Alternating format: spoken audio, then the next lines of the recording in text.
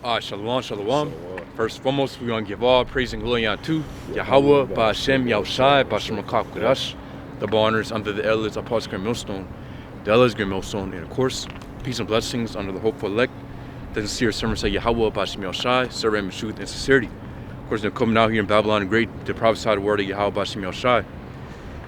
If you could start me off with 2 Thessalonians chapter 2 and 8, because as we know, of course, it's in the news how Esau, it's real big in the news how Esau, of course, is being revealed.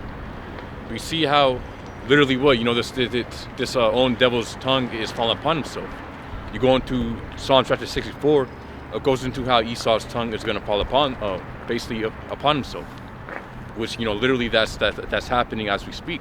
We know those Stein files, those Epstein files, just of course, just got released, showing you that it's being revealed. Esau is being revealed, so you can go in and read that. Yep.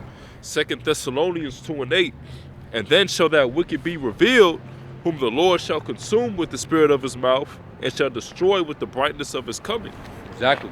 So the wicked is being revealed, and ultimately Yahweh Ba'ashem Yahushai is stirring up the spirit, where ultimately Esau is being revealed, and literally putting on the spirit on Esau to ultimately reveal himself. Yep. So if you can read that again. 2 Thessalonians 2 and 8. And then shall that wicked be revealed, whom the Lord shall consume with the spirit of his mouth, and shall destroy with the brightness of his coming. Exactly. And once Yahweh Ba'ashem Yahushai comes back, he's ultimately coming back to take down Esau. We can get Isaiah chapter 63, where it goes into, of course, into how the Lord's going to take down Esau. Yep. Yahushai, who the world ignorantly called Jesus, Yahushua is coming back to ultimately to take down these other nations, starting with Esau Edom. Esau Edom, of course, being a so-called white man. We understand that all the basically all the prophecies that concern Esau, how he's going to be, what he's going to do upon the planet Earth, it all links up onto again the so-called white man. Doesn't mean that all so-called white people are Edomites, with pale skin. Ultimately it doesn't, but we know predominantly it links up to that man. 2 Thessalonians 2 and 9. Even him whose coming is after the working of Satan, with all power and signs and lying wonders, and with all deceivableness of unrighteousness in them that perish, because they receive not the love of the truth. Exactly. So we're of course bringing it out to our people through the spirit power of Yahweh Ba'ashem Yahushai. We're of course bringing the word out onto our people, the Israelites. But ultimately, our people, Israelites, so-called blacks, Native Americans, Latinos. Also, there's been scattering, according to Deuteronomy chapter 28 and 64. So you're gonna have our people coming with the appearance as these other nations. But again, you're gonna have it's already predestined for 2/3 of our people, of course, within America, not to understand at the end of the day. So guess what? They're gonna perish because they love not the truth. Yep. They don't love Yahushai. Ultimately, they love this world instead of loving Yahushai. You can't love both the world and love Yahushua at the same time. Yep, we got scripture real quick. You got it. This book of Luke 21 and 34. And take heed to yourselves, lest at any time your hearts be overcharged with surfeiting and drunkenness and cares of this life, and so that day come upon you unawares. Exactly. So we're not supposed to be in that spirit, as if, we're supposed to live it up within a society. Ultimately, again, we're in a time where things are about to get rough. And things are, of course, already getting rough as we speak. So how much more, when Jacob's trouble is at its climax? So you can read that again? Yep. Luke 21 and 34. And take heed to yourselves, lest at any time your hearts be overcharged with surfeiting and drunkenness and cares of this life, and so that day come upon you unawares. Exactly. So, of course, if you're 100% immersed within Babylon, great, you're not watching any videos, you're not doing any lessons, you're just basically, weekend Israelite. Yeah. Then they, ultimately, what, the news is going to slip you by, the word getting out is going to slip you by, all these things happening is going to slip you by. And then guess what? Esau's going to come down like a madman, sparing none. The sea is going to be mandated. And basically, Esau's gonna come real hard, and then it's gonna take you unawares. Yeah, and the Apostle Ramlab, he just did a live stream going into GMS is really the only group that really goes and dives into prophecy. You know, you don't see it from, you know, these Christians like that. You don't even see it amongst these other Israelite groups because, you know, our minds are occupied in prophecy, the signs of the Lord's coming, the return of the Lord, hastening that day. And as the scripture say in verse 35, for as a snare shall it come on all them that dwell on the face of the earth. And we understand that the scriptures go into peace and safety and then sudden destruction. So that day is going to overtake, you know, the rest of these people that's, you know, not being built up as a thief. You got certain Christians that believe that it's going to be a rapture, you know, pre-tribulation rapture. They're not going to go through any tribulation, any suffering. They're not going to go through any tests, you know, in order to, you know, prove their faith or whatever the case may be, which they don't have it. But by default, you know, you understand that these different, you know, plantation Christians, they're not truly ready for what's to come, man. They're not ready for Jacob's trouble intensifying, martial law troops kicking through your door, being put in these different internment camps. Esau implementing that MOTB, they gonna be the ones that's taking it because, oh, the Lord knows my heart, you know.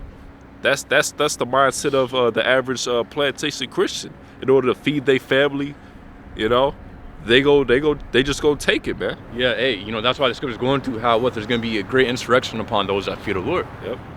And again, ultimately, those who, you know, weren't truly in this truth, serving Yahweh B'Shem Yahshua according to, you know, truth and sincerity, you know, 100% truth and sincerity, ultimately, they're going to be the ones who are, of course, overcome by Esau.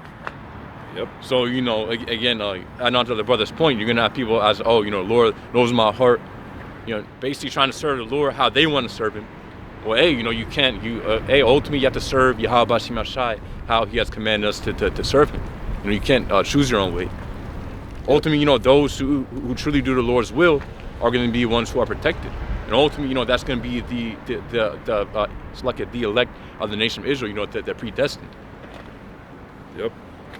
This is the book of Jeremiah 17:9. It says, the heart is deceitful above all things and desperately wicked. Who can know it? So there you go. You know, these different people who say the Lord knows my heart and follows what they want, what their heart wants to do, right? The scriptures also go into, you know, the ways of a man, what he thinketh is right. You know, the end of ways of is death. You know, just roughly paraphrasing. You know, so if you're not going into the way of the scriptures, and you go into your heart and believing that, you know, you're walking upon your own way, doing your own, you know, being willful, the Lord isn't dealing with that. You see? Yeah, Khan, to back you up on that. Yep. It says, John 14:6, Yahushua saith on him, I am the way, the truth, and the life. It says, no man cometh unto me, or, it's lucky, let me start a little bit up. It says, John 14, and let's start up verse 1. So it says, let not your heart be troubled, ye believe in the Most High. Believe also in me. In my Father's house are many mansions. If it were so, it's like if it were not so, I would have told you. I go to prepare a place for you.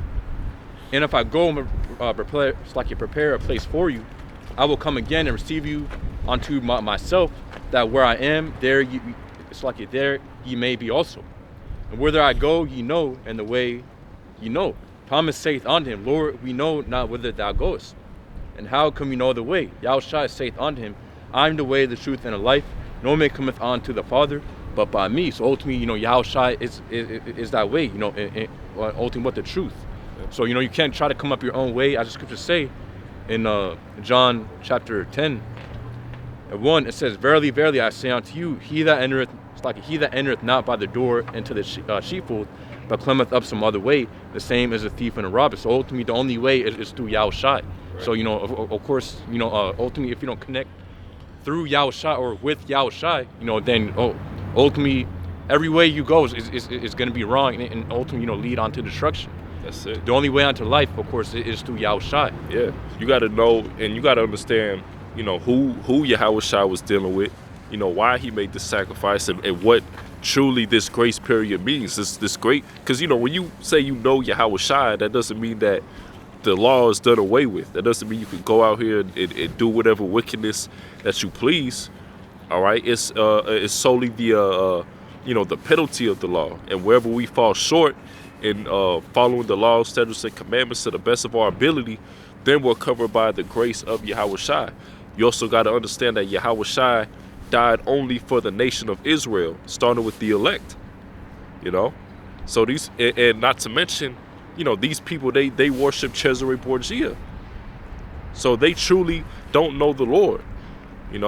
They worship a false image of a false idol, rather than the true power Yahweh B'Shem Yahweh Shai.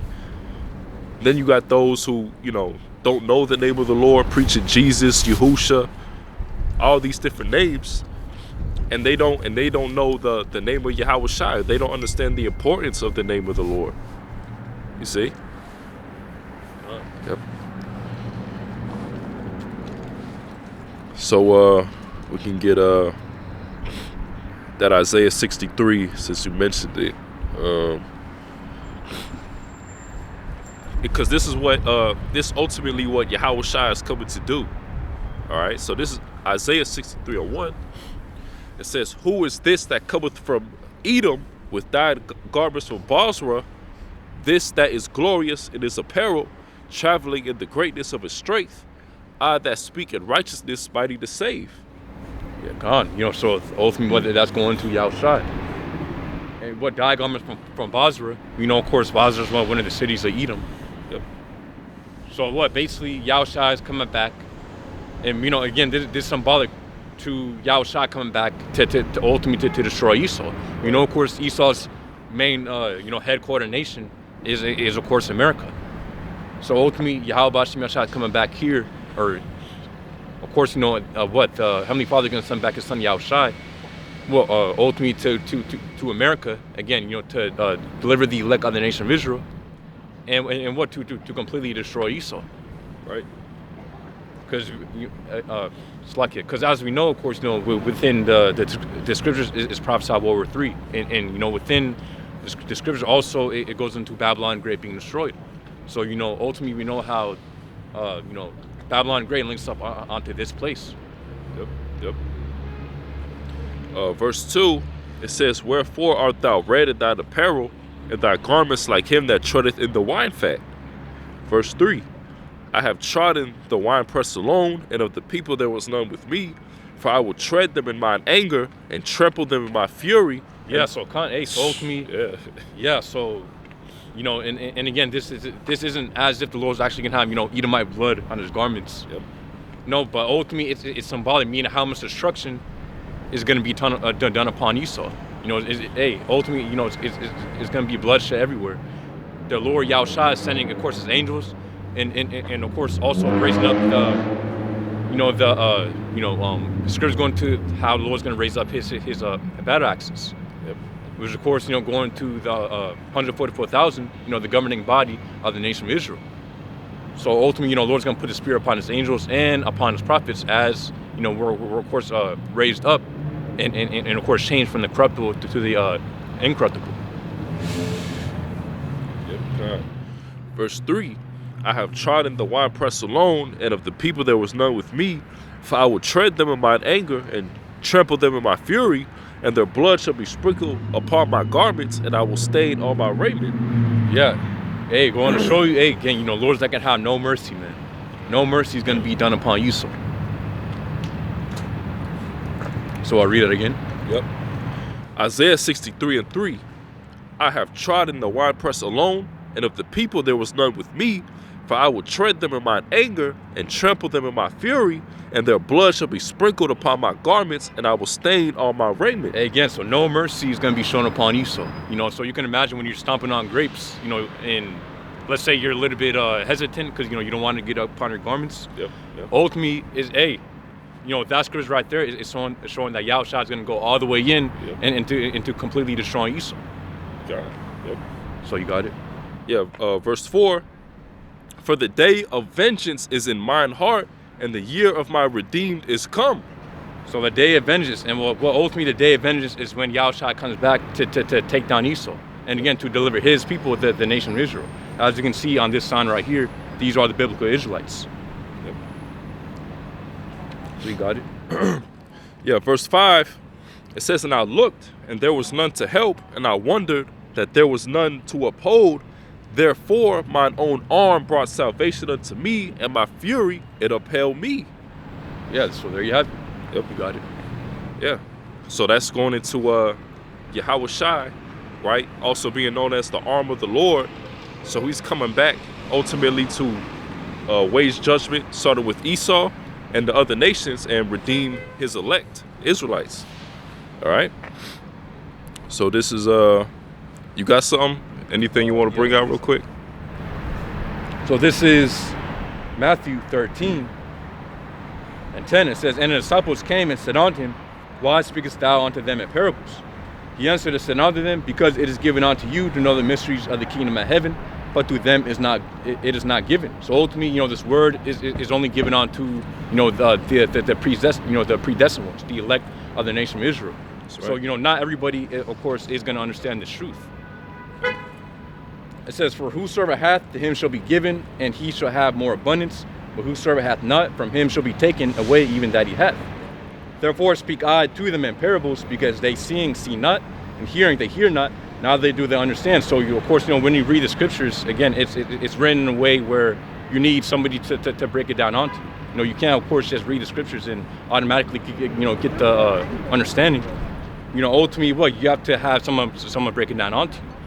And even if somebody breaks it down onto, ultimately you need the Spirit of the Lord to be put upon you to understand it. That's it. The Holy Spirit. It says Matthew chapter 13 and 14. It says, and in them is fulfilled the prophecy of Isaiah which saith, by hearing you shall hear and shall not understand, and seeing you shall see and shall not perceive. It says, for this people's heart is waxed gross, and their ears are dull of hearing, and their eyes they are closed, lest at any time they shall see with the eyes. It says, and hear with the ears, and shall understand with the heart, and shall be converted, and I shall heal them. It says, but blessed are your eyes, for they see, and your ears, for they hear. So ultimately,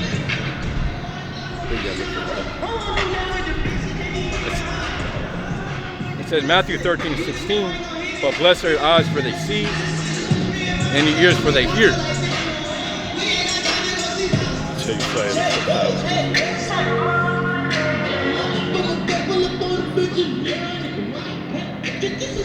So I'm going to read verse 17. It says, for verily I say unto you, that many prophets and righteous men have desired to see those things which ye see, and have not seen them, and to hear those things which ye hear, and have not heard them. So ultimately, again, only the elect of the nation of Israel will ultimately, be blessed to hear this word. That's it. And understand it, because no matter how we break down these precepts, how much proof you bring, how much you so-called bang over the head with the scriptures, it's just going to be those people that's still never going to take heed to what you're saying. And that's ultimately the Lord. They don't want them to get it, and that's what this is going into. Go ahead. Yep. So it says, verse 18, hear ye therefore the parable of the sower. It says, when anyone heareth the word of the kingdom and understandeth it not, then cometh the wicked one, and catcheth away that which was sown in his heart. This is he which received seed by the wayside. It says, but he that received seed, and the seed into stony places, the same is he that heareth the word, and anon with joy receiveth it.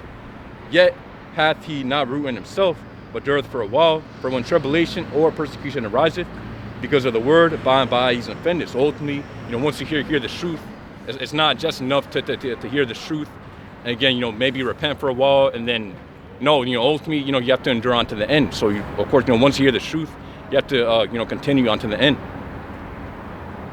It says, verse 22, he also that received seed among the thorns is he that heareth the word, and the care of this world and the deceitfulness of riches choke the world, and it becometh unfruitful. So again, so read again, it says, and the deceitfulness of riches choke the word, and it becometh unfruitful. So ultimately, once you hear this word, again, you're supposed to serve Yahweh B'Shem Yahshua. The scriptures say, you can't serve God and mammon, meaning you can't, serve money and serve the Lord at the same time.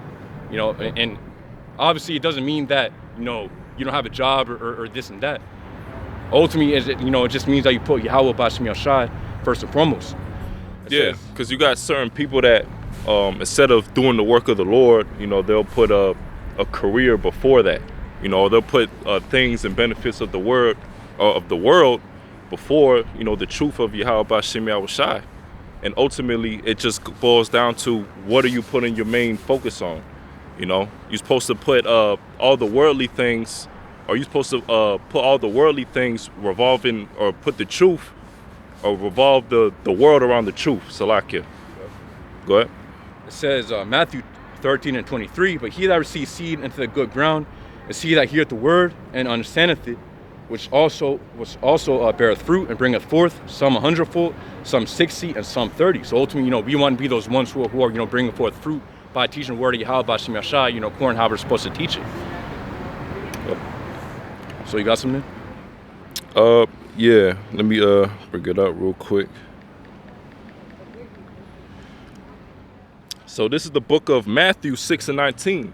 It says, "Lay not up for yourselves treasures upon earth, where moth and rust doth corrupt, and where thieves break through and steal, but lay up for yourselves treasures in heaven, where neither moth nor rust doth corrupt, and where thieves do not break through nor steal." So brothers, going into your spiritual bank account, going into us going out and doing these shows, right, doing the works of the Lord, and ultimately the Lord is seeing this, all right, and we understand that the benefits of doing this work is over the benefits of the world, because we know that soon, Yahushua is going to come back and ultimately destroy this place. So all these things, these worldly benefits that you coming up and working for, it really doesn't matter, because we understand that the Lord Yahushua is coming back soon, and this whole place is going to get burst into flames, man. Yeah, exactly. Because also the scriptures say how the fashion of this world passeth away. So ultimately this world is only for a moment. Yep. But again, the things that we do for Yahweh Ba'Shem Yahushai, well, ultimately again, we're loading our spiritual bank account. So you got it. Yep.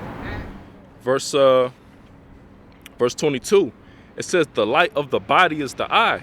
If therefore thy eye be single, thy whole body shall be full of light." So your main focus has to be this truth. You see other Israelite camps, they're more want to go on these different podcasts, right? They're not going into prophecy. They're going into getting into land blitzes and, building a community, which that's not the spirit that we're supposed to be in. We got to be in the spirit of prophecy, because when that day of the Lord comes, which the scriptures say that the day of the Lord is going to come as a thief, right? It's going to overtake them as a snare, and they're not going to be built up and spiritually prepared for what's to come. You see? So, you got some? Yeah, Khan. So it says, 1 Thessalonians chapter 5:1, it says, "But of the times and the seasons, brethren, you have no need that I write unto you. Yep. For yourselves know perfectly that the day of the Lord so cometh as a thief in the night." So again, the Lord's coming back as if thief in the night. It says, "For when they shall say peace and safety, then sudden destruction cometh upon them, as travail upon a woman with child, and they shall not escape." So ultimately, again, Lord's coming back when you least expect him to come back. If obviously, you have the day and the hour when the Lord will come back, then, you of course wait until the end to get right and repent.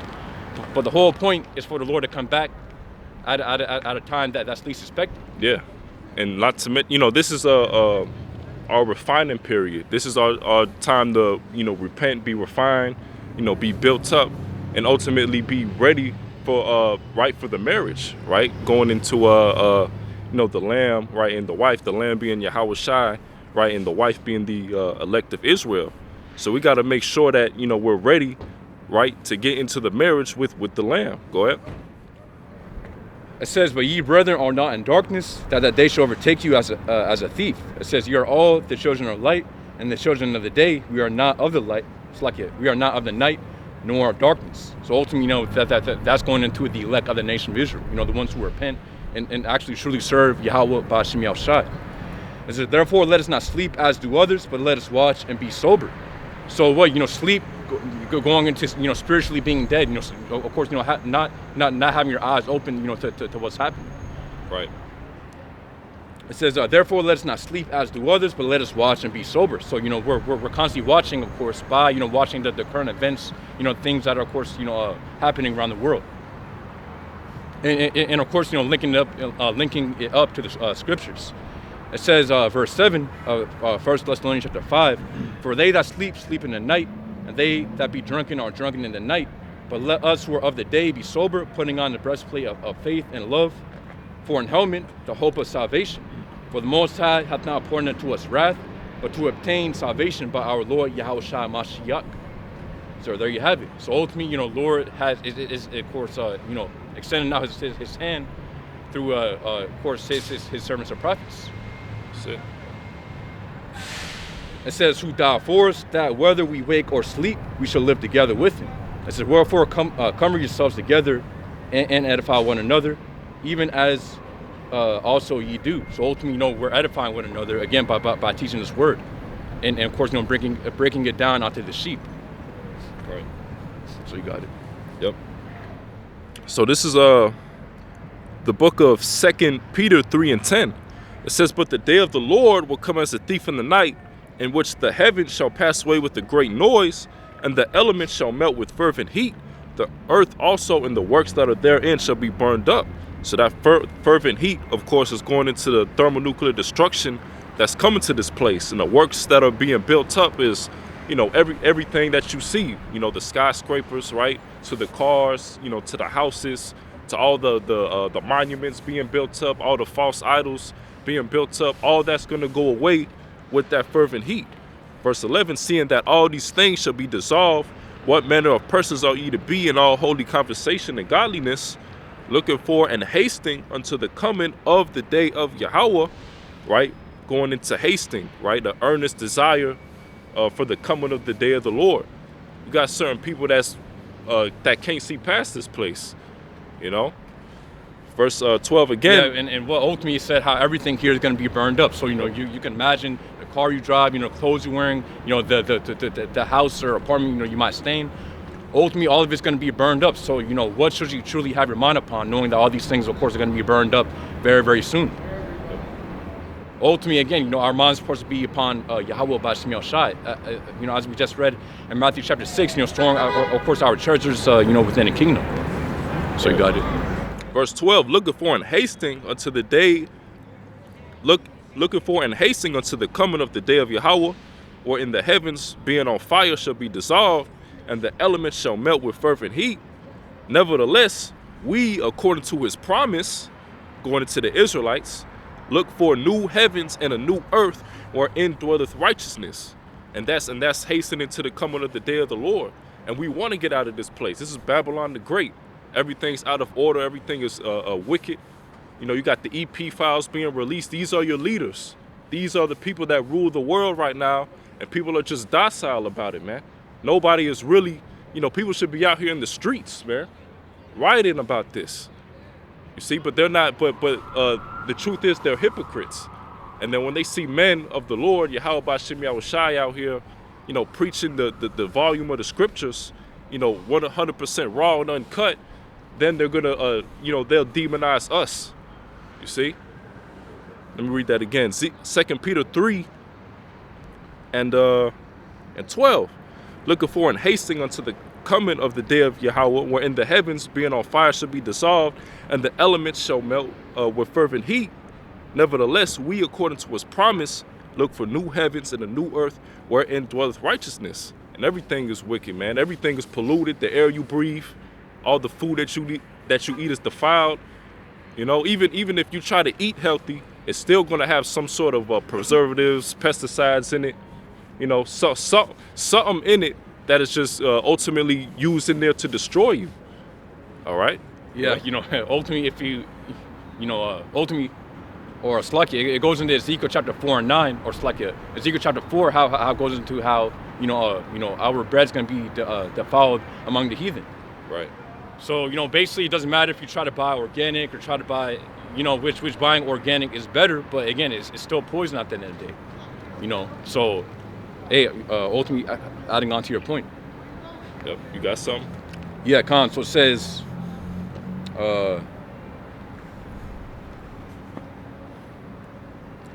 Proverbs chapter 1 and 20, it says, wisdom crieth without, she uttereth her voice in the streets. She crieth in a chief place of concourse, and openings of the gates. In the city she uttereth her words, saying, how long ye simple ones, for ye love simplicity. It says, and the scorners delight in the scorning, and fools say knowledge. So ultimately, but we're seeing wisdom crying out right now as we speak. Again, Lord sends out his prophets, and ultimately in that, wisdom is crying out. It says, verse 23, turn you out my reproof. Behold, I will pour out my spirit onto you. I will make known my words unto you. It says, because I have called and ye refused, I have stretched out my hand and no man regarded. But it says, but ye have set at naught all my counsel, and would none of my reproof. I also will laugh at your calamity. I will mock when your fear cometh. So ultimately, when you see this people catching judgment, ultimately, again, it's of the Lord. It's lucky. Basically, that's the reason why they're catching that judgment. Yeah, and yeah. And that's why we choose not to get involved with the different, protests when it comes to the, the ICE and these different guys. Because even though, they're judging our people, we understand that these people, who do they worship? Right? Let's bring out the image who they worship. This is who they worship, right? Cesare Borgia. Go ahead. Right? And we know that that's linked back to a false idol, man. That's who they worship, right? Jesus Christo, So we understand, why we come and defend these people when this is the judgment of the Lord. These people are worshiping false idols and not coming back to the true power, They worship this man. They worship this devil that's putting this hell on them anyway. Go ahead, quick one. It says, Judges 10 and 14, it says, go and cry. It's like it says, go and cry unto the gods which ye have chosen. Let them deliver you in the time of your tribulation. So ultimately, again, the majority of people are calling upon this guy to deliver them. Yep. So, ultimately, this is the Lord saying, again, Judges chapter 10 and 14, go and cry unto the gods which ye have chosen. Let them deliver you in the time of your tribulation. So, people call upon Jesus, Jesus Christos, whatever. Again, ultimately, the Lord's saying, okay, let Jesus, this devil right here deliver you. Right. And we can go and get out the true image. Yep.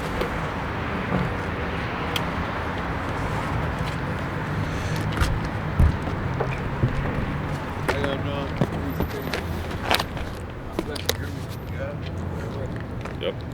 So that's a depiction of the Lord, a true image of the depiction of the Lord, how he's described in Revelation 1, right? Daniel's 10 and 5, right? So we understand that this is what the true image of the Lord looks like. You see? Yeah. And ultimately, it's just a depiction. The scripture's going through how Lord has skin as if brass burned in a furnace. Meaning very, very dark skin.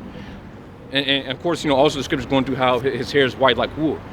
So it doesn't mean he looks exactly like this. Oh, like this is his nose size, this is his eye shape, or whatever. Ultimately, there's just a depiction. But know that again, he's a so-called black man, as the scripture's going to. That's right. Yeah, so you got it. Yeah. So this is the book of Isaiah 47 and 1. It says, "Come down and sit in the dust, O virgin daughter of Babylon." Shalom, bro.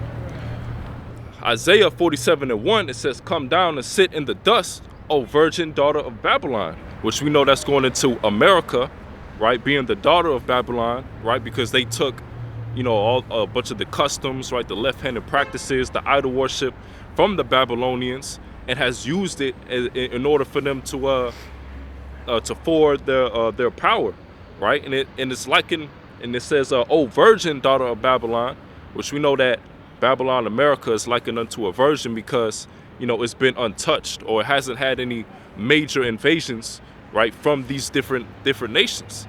But soon we understand that that's coming to change. Keep reading. It says, "There is no throne, O daughter of the Chaldeans," meaning they're losing their power, their influence, right? Their economic influence, and these nations are coming to the understanding that, they've been fed, BS this whole time, man. All right? The scriptures go into how the nations are mad, right? Keep reading. It says, "There is no throne, O daughter of the Chaldeans, for thou shalt no more be called tender and delicate." And that's what this place, America, has been known as, right? The American dream, You know, people coming here from different countries in order to, you know, better their lives, better their situations, make money, and go back, right? Streets paved with gold. You know, everybody looked at America, you know, as likened unto what? Tender and delicate as unto like a beautiful woman. You know, everybody wanted her. Everybody wanted to, you know, lay with her or whatever the case may be. Yeah, can I back you up on that? Go ahead. It says Revelation 18:7, how much she had glorified herself and lived deliciously. Yep. So much torment and sorrow give her. For she saith in her heart, I sit a queen and am no widow and shall see no sorrow. So ultimately this is the spirit of this place. Yep. You know, and what? Ultimately, you know, this place is deemed as a first world country. You know what? Yeah. Ultimately, you know, people's problems in this place is way different compared to the problems that people have. And of course, you know, these third world countries. But right. Very soon, you know, this place is about to experience third world, it's like a third world, basically, what's the word? You know, basically, you know, the third world changes are going to come to this place. Right. Yep. So it says, verse 8, therefore shall her plagues come in one day, death and mourning and famine, and she shall utterly be burned with fire, for strong is the Lord power who judgeth her. So ultimately, you know, this Yahweh Bashim Yashad sending out the judgments, you know, upon this place. Yep. What goes into death, mourning, and famine. Guess what? You know, Lord is the one who of course controls that. So you got it? Yeah. Who do we call on? Yeah, so the name of the Most High is Yahweh, and the name of the Lord, the only begotten Son, is Yahweh Shai. So those are the names we call upon. Yep. Yeah, which of course, the Heavenly Father's name is Yahweh, meaning He is, or He exists, and of course, Yahweh Shai, meaning He delivers or He saves. So that's what it means. Right. Yeah. So you... But I just want to know, how long have y'all been in the truth and well, we've been in for you know, a few years now. Yeah, a couple years. Yeah, a few years. You know, just you know, following of course the men of GMS, right? Because you know, we believe that you know, we have the 100% truth, and we also like how you asked the name of the Lord. We also believe that you have to know the name of the Lord. It's not a thing of you can call the Lord whatever you please. We can get Acts 4:12. It's not a thing of you could call the Lord whatever you please, or we don't have the name, or we don't have the Hebrew. You have to be able to know the name of the Lord in order to receive salvation. Because the name is important, because a lot of people, y'all right, a lot of people be like, oh no, the name don't matter. But it most definitely do. Like you want when somebody call you what you're not. And what people don't understand is there's a time of ignorance where if you calling on, you know, G-O-D or JC or all these other pagan like false titles, He's going to answer you for a time and season, but He's going to reveal to you the knowledge and wisdom of His true name. And then after that, you're going to start to see what it's like when He's not with you. Because again, the name is very important. I always tell people that Yahweh is His name. You got to call on that name, because again, JC ain't going to save you. G.O.D. ain't going to save you. No other names, they ain't going to save you. Because when you call on Jesus, when you think about Jesus, what do you think about? The false image that we just brought out, right? That's what it's tied back to. When you look up Jesus on Google, what's going to pop up? You're going to see an Edomite with stringy hair, all right, looking effeminate. You know, that's not you know, the Lord, you see? Yep. Go ahead. It says, Acts chapter 4:12, neither is there salvation in any other. For there is none other name under heaven given among men whereby we must be saved. So there's only one name given among men whereby we must be saved. So, you know, add on to your point, you know, you can't call upon, you know, again, just any name. Right. Ultimately, again, you know, there's one name, you know, just like how we have one name, and, you know, of course, we want to be referred, you know, by that name. Again, you know, Lord, how much more important is of course, you know, Lord's, you know, one and only true name. Right. And again, you know, when you go into the Hebrew, or ultimately what the Lord's name is lies within the Paleo Hebrew. So, you know, you can't translate the name of the Lord onto another language. That's right. Because especially with the name, it's like JC is transliterated. Because originally his name was Yahweh when it was written in scripture, but they removed it over 7,000 times because of the several name doctrine, because of the Jews saying, oh, his name is too set apart to utter. So that's where you get L or D, master and non and stuff like that, because they completely replace it and take it out, ultimately taking out the power that's in his name. Because especially every name has meaning. If you look up JC, that name, it goes back to all hell Zeus. If you look up LRD, that name traces back to Baal. If you look back to all these names, they all go back to begging deities and demons. So that's why you gotta look up the meaning of the name behind it. That's why Yahweh and Yahusha, those are two names, because when you look at it, it says salvation as breath. He is salvation. Yeah. Well, of course, really, to put it right, it's Yahweh and Yahushai. You know, when you go into the Paleo Hebrew, of course, it's, you know, there's no U's, no V's, or there's no O's, there's no E's. It's only, basically, it's only Yah, Ha, you know, like, basically phonetic pronunciations. So when you go into it, it's Yahweh, and the son's name is Yahushai. So right, that's how it's written. Yep. So that was it for that. Yeah, let me go and pull up a picture real quick. But you can get something in the midst. All right,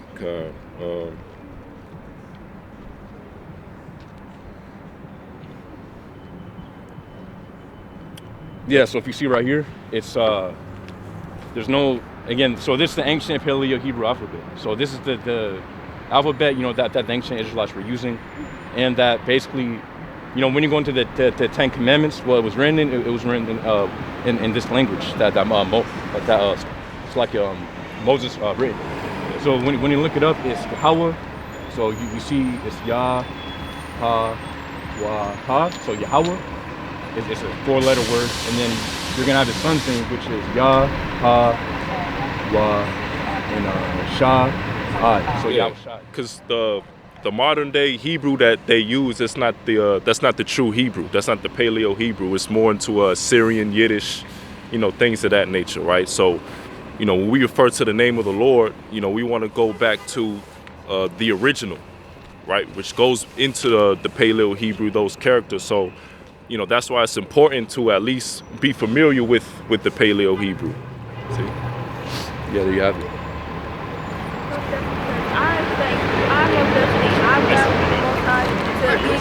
Especially when he changed his name. I already knew like G.O.D. was not a name that I could call on. I already knew something was wrong with the name because they didn't feel right. Because again, I'm asking for deliverance and I'm asking, you know, to be saved by this name, but yet I keep falling into the same things I'm asking to be delivered from. So I knew something wasn't right. So then I just started asking and seeking truth. And it did take a bit for me to actually open my eyes. But it took an instance where, you know, I just said, who are you? And that's what one of my sisters in the truth told me his true name. And I just, you know, I call him what he needs to call him, you know, I call him Yahweh, and I understand, like, you know, with the Hebrew, because again, that was one of the original languages, especially one of the original languages that Yahusha spoke. And so I know that's what Yep, and that's, you know, that's beautiful that you're asking about the true name of the Lord, because, you know, I'm going to read Proverbs 18:10. The name of the Lord is a strong tower. The righteous runneth into it and is safe. Which, you know, those names, so on, which we understand that the name Yahweh Ba'Shem Yahushai, you know, that holds power behind it. Holds power over, you know, these other different false names that these people go by. Right? Go ahead. Yep. Yeshua, what's some of the false names though? Yeah, Yeshua, Yahuwah, right? Yahweh. Yeah, we brought it up. Yep, we brought Satan out. Right here. Right here. Jesus.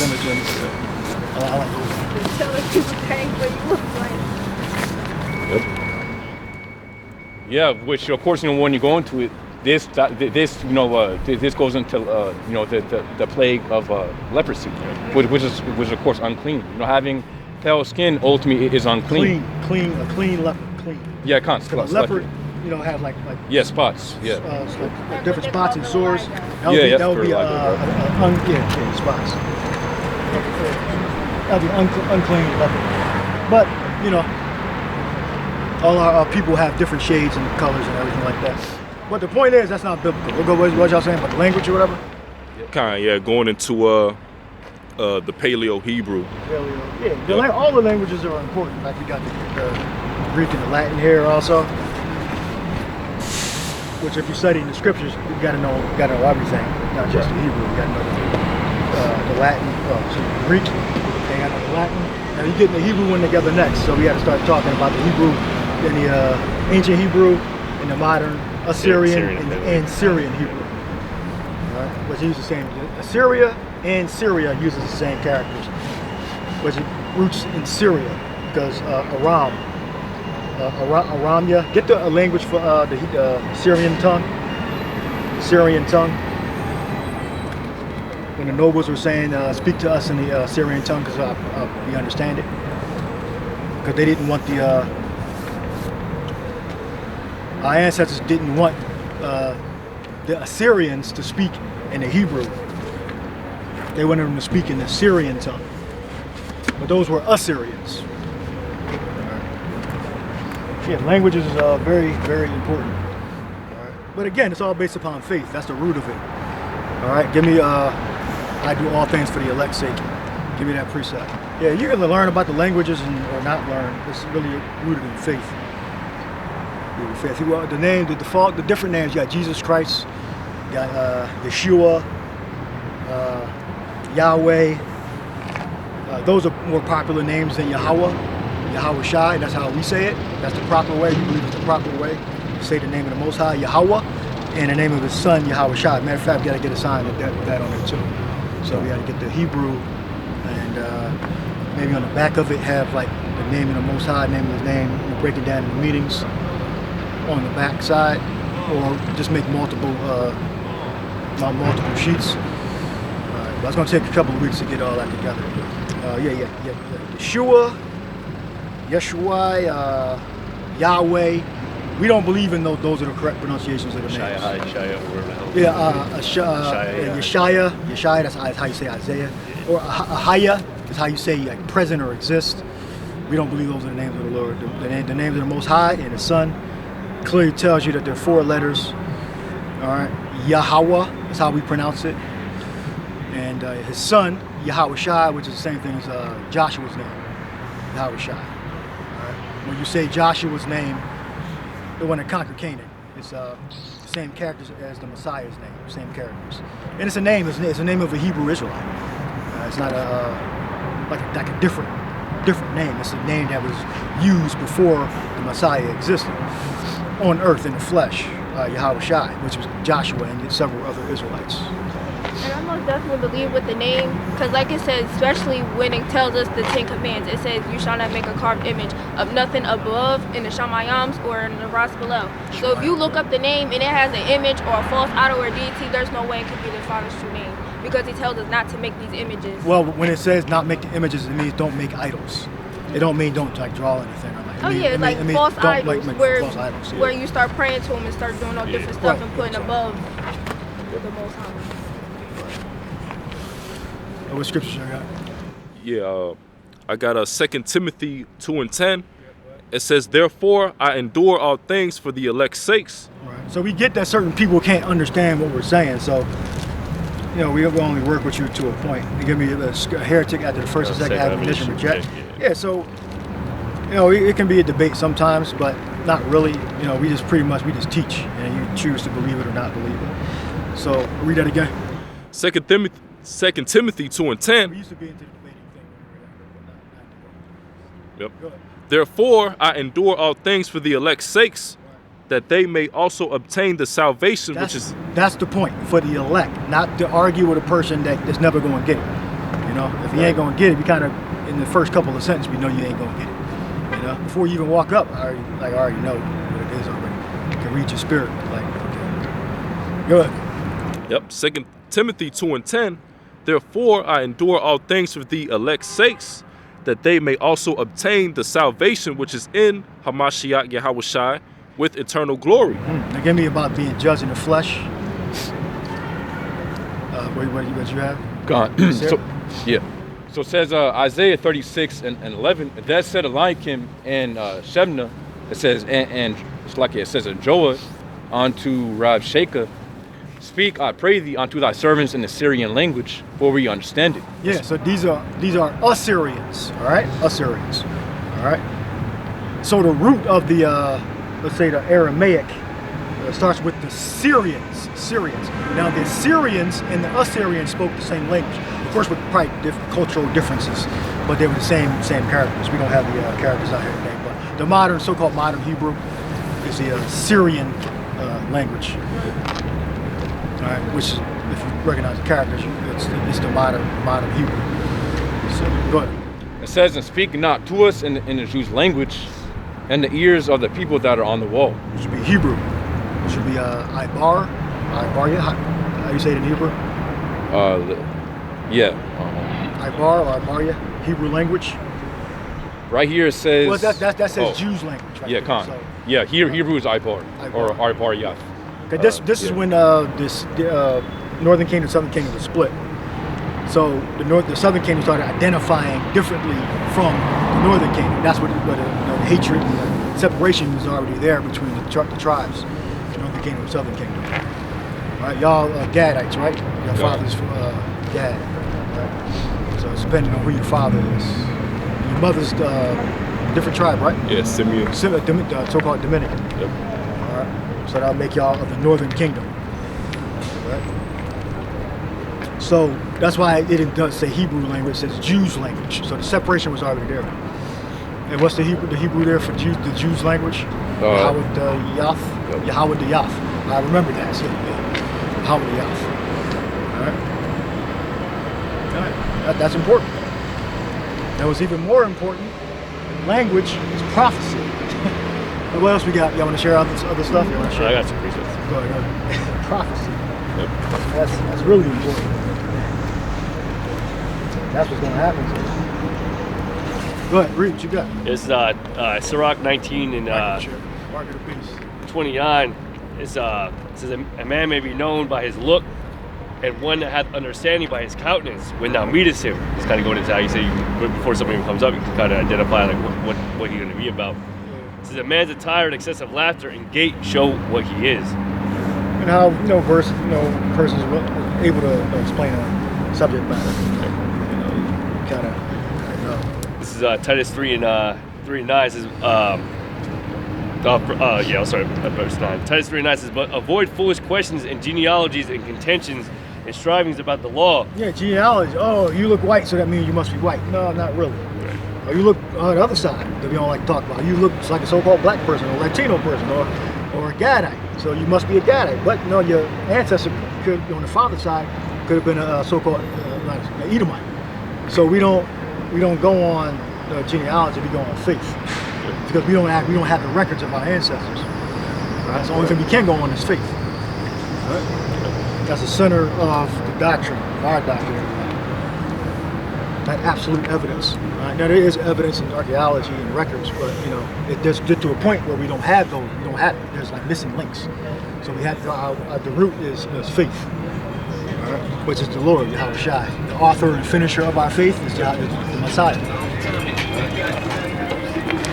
It says, a man that is a heretic after the first and second admonition reject. A heretic basically is a person that has their own word, their own section. They believe what they want to believe. A heretic. When you take up your own word and run with that, instead of conforming to, a specific group's doctrine, you basically are an independent thinker in that respect when it comes to faith, your particular faith. Yep. Like somebody that goes to traditional brick and mortar church and they come in to a Baptist church and they come with Roman Catholicism. The guy that came with Roman Catholicism would be a heretic. That's a different doctrine. Or if you're a Jehovah's Witness and you go to a Roman Catholic church, you bring in a different word would make you a heretic. Anything else? Then we can go into the prophecy. God, I believe you wanted this one. 1 Peter 4 and 5. Yep, it says, who shall give account to him that is ready to judge the quick and the dead? Yeah, meaning whom the Lord authorized to be his ministers. Can't look back at us and tell us that we're doing something wrong. All right? And most people that do that, they don't even know the scriptures. They just want to debate with us on what the differences, but they're not even experts, and we do this as for a living, daily. All right, but you have someone that has lackluster understanding, that's basically a functional retard. Tell us that is broken down wrong. That don't even make sense. You're not even into the scriptures. So how you even pointing something out to scrutinize what we're bringing out? That's kind of weird. You know, that's most people, right? Well, the opinion. They don't even study the scriptures, Yep. but they're just pointing. Oh, that I don't agree with that breakdown. But you don't even study the scripture. You're just mad because we said this. It comes down to opinion and bias, their own biases, right? So they'll look at the sign and be like, why did the sign look like that? It's like, you know, aren't you? Why I'm not on the sign? Exactly. Aren't you trying to do a certain thing? Like, they don't even know what we're about to, Yeah, to aren't you assume. trying to bring a bunch of people in? No, we're not trying to do that. we're not. We're trying to bring a We're bunch of elect, people yeah. in. We'd be very nice people. Yep, We have a yep. microphone. Yep. You know, we're not really We'd nice. we'd be of the world, like the scriptures say. If we were of the world would love his own, right? Show me your Nice. way to seek love. And reasonable. Yep. I wouldn't call You it feel like nice. this We're someday. Yeah, reasonable men. Yep. But not nice. Lack of understanding. That's good. That's what it's supposed to. It makes, I guess, you can break the video down later. Edification.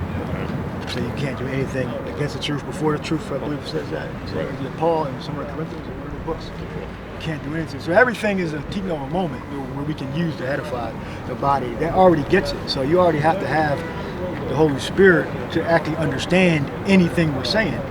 You know, you can't be like a crazy person will never understand. Like that guy. Well, you have to already have it in you to understand what we're saying. Right? And if you even got a little bit, it's good for you to still come back so you can hear, and eventually the Spirit open your mind up so you can receive the information. Breath of life. Because we can only teach you, but we can only speak. The Holy Spirit actually had to teach you. All right, we're just vessels for the Holy Spirit, so we can't make anybody understand. All right, that's the Lord's job. All right. What's Scripture say about drawing? Yeah, we have Paul get the increase when we get there. Yeah, you get that. Yeah, and get where it says that the Messiah, Yahweh Shai, no man cometh to the Father but by me. Yeah. Yeah, and John 5:30. What you say something? Oh yeah, I just had a question. Like, where are y'all? Like, I know you just talking about like, you know, like the set apart rule, like guiding y'all, but like, where do y'all like as a group and even individual like get understand? What do you mean? Who do we learn from? Cause like basically what I'm trying to ask is because I don't go to a church or nothing. Like, so like, how do y'all like get y'all understanding on? I mean, who do we learn from? Who are our teachers? Is what you're asking? Basically, like, who's your teachers and like Our teachers are originally from New York and Connecticut. So we learn from our elders and apostles in New York. And they were on YouTube in 2007. All right. That's when they figured out the technology in 2007, but they go back to the 80s and 70s. So, but in 2007, they got on YouTube, and we saw them on YouTube. You know, then me personally, I went to New York to where they were. You know, but yes, there's a succession. You know, all the way from the 60s and 70s, and further back, you know, other men. But I believe our lineage starts from, I think, the 60s, 50s and 60s. Go back to the commandment keepers when they were the so-called Jews. Then they broke then our ancestors, our lineage broke off, you know, from the so-called Jays, and started his own camp. Probably like in the 50s and 60s, and there's a succession from there. But our doctrine is rooted in faith. So our ancestors, you know, from 60 years ago, believed that they had, they believed the right things, right? And they went into the book and found out that the real Jews, the real Israelites, because Jews only talk about 3 tribes, Judah, Benjamin, and Levi, would be considered Jews because the rest of the tribes split off from the different kingdoms. This is kingdom be known as the Southern Kingdom, and this kingdom be known as the Northern Kingdom, because they were beefing back then, thousands of years ago, hated each other. So we basically became different nations. But yeah, you learn the doctrine, our doctrine from our teachers, that are from New York, and they learned it from their teachers. Yeah. And answer more to your question. So like physically where we go, like before YouTube was really a thing, because like you basically at home would just pull up, or even on your phone, just pull up videos and stuff like that. But oftentimes back before all that, you would basically go to a location just like this, and you would just listen. You would see people on the street teaching, and you would walk up and say, "What are you doing?" Yeah. And you just consistently come out. And that's how our teachers became teachers, because they saw men before them on the street teaching, and say, "What are you doing?" You know. So our teachers are in their 60s, they're 50s and 60s. I gotta and some of them are deceased. So.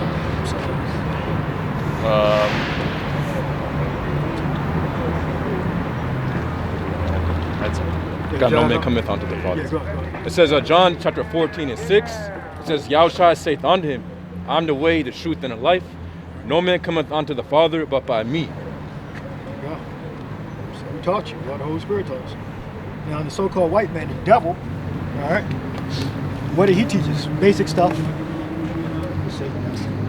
Basic stuff like, read the, like you go, if you were brought up in the church, you know, you, where did they get it from? Okay, you had that already.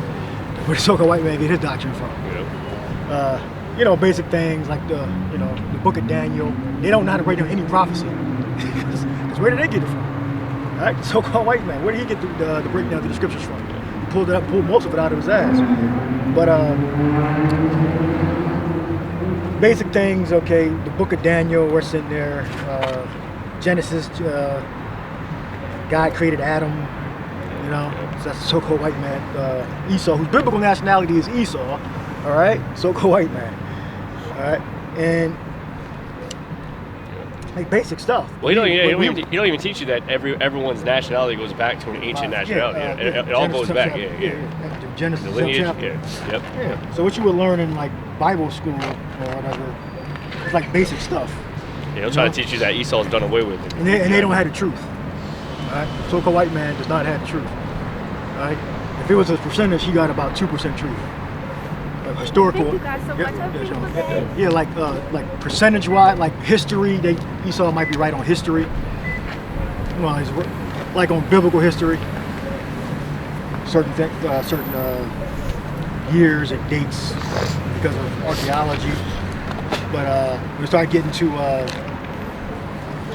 changing of worlds and changing of nations, who was there in the land at the time, Esau ain't gonna get it right. He's pretty good with it. Esau will tell you a lot about history. He just confuses, who's actually in there. And then he'll tell you that the so-called Negroes, Latinos, and Native Americans, their history just goes back to slavery and back into Africa, or Gad, or Ephraim and all that. They were in the islands of Puerto Rico, or they were in the lands of North America, and then they were enslaved. Like no, it goes beyond that. It goes when they were in the land of Israel.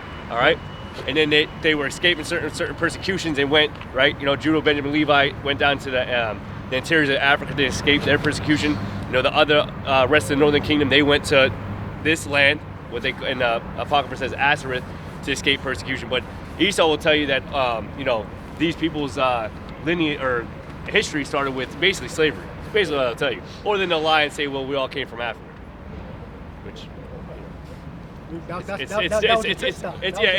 exactly, which it still goes back even further than that. Like you only got up so far, because if they go back any further in your history, it will start to lead on who you really truly are. That's the one thing that Esau can't tell you, is who we truly are. Next precept.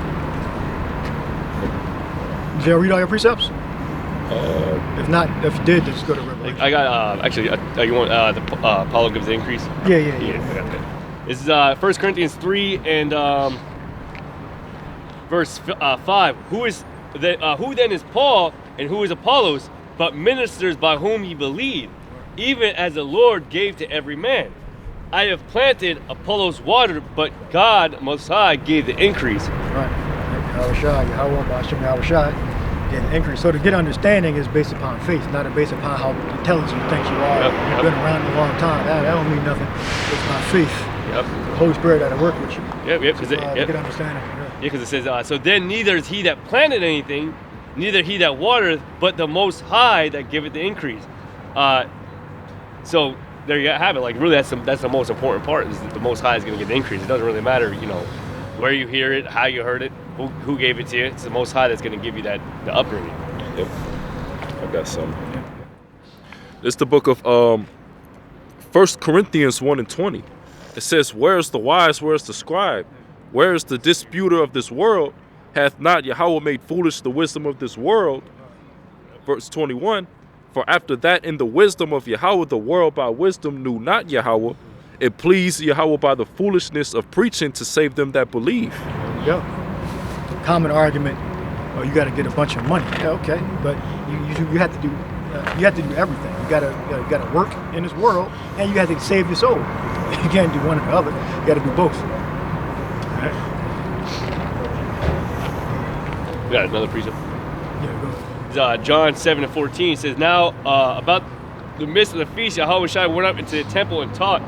And the Jews marveled, saying, how knoweth this man letters, having never learned? Yahweh Shai answered them and said, my doctrine is not mine, but his that sent me. Right. Doctrine's not mine. Yeah. So the Messiah, the Lord, Yahweh Shai, all right, received the Spirit, all right, to understand who he was. He was the Messiah that's going to die for our sins, all right, for the sins of the Israelites, and be resurrected on the third day. All right. So he's in communication with the Holy Spirit, with the Messiah, with the Most High, the Father himself. Right? He didn't have to learn. He's his son. He's his son. He's the first spirit created by the Father. Yeah, the Messiah, Yahweh Shai, is the first spirit, well, only spirit actually. The only spirit created by the Father is the Messiah. Then the Messiah, Yahweh Shai, created everything else. Right? So he created everything visible, invisible, every demon, every righteous spirit, the elect, the 2/3, the non-elect, all the nations.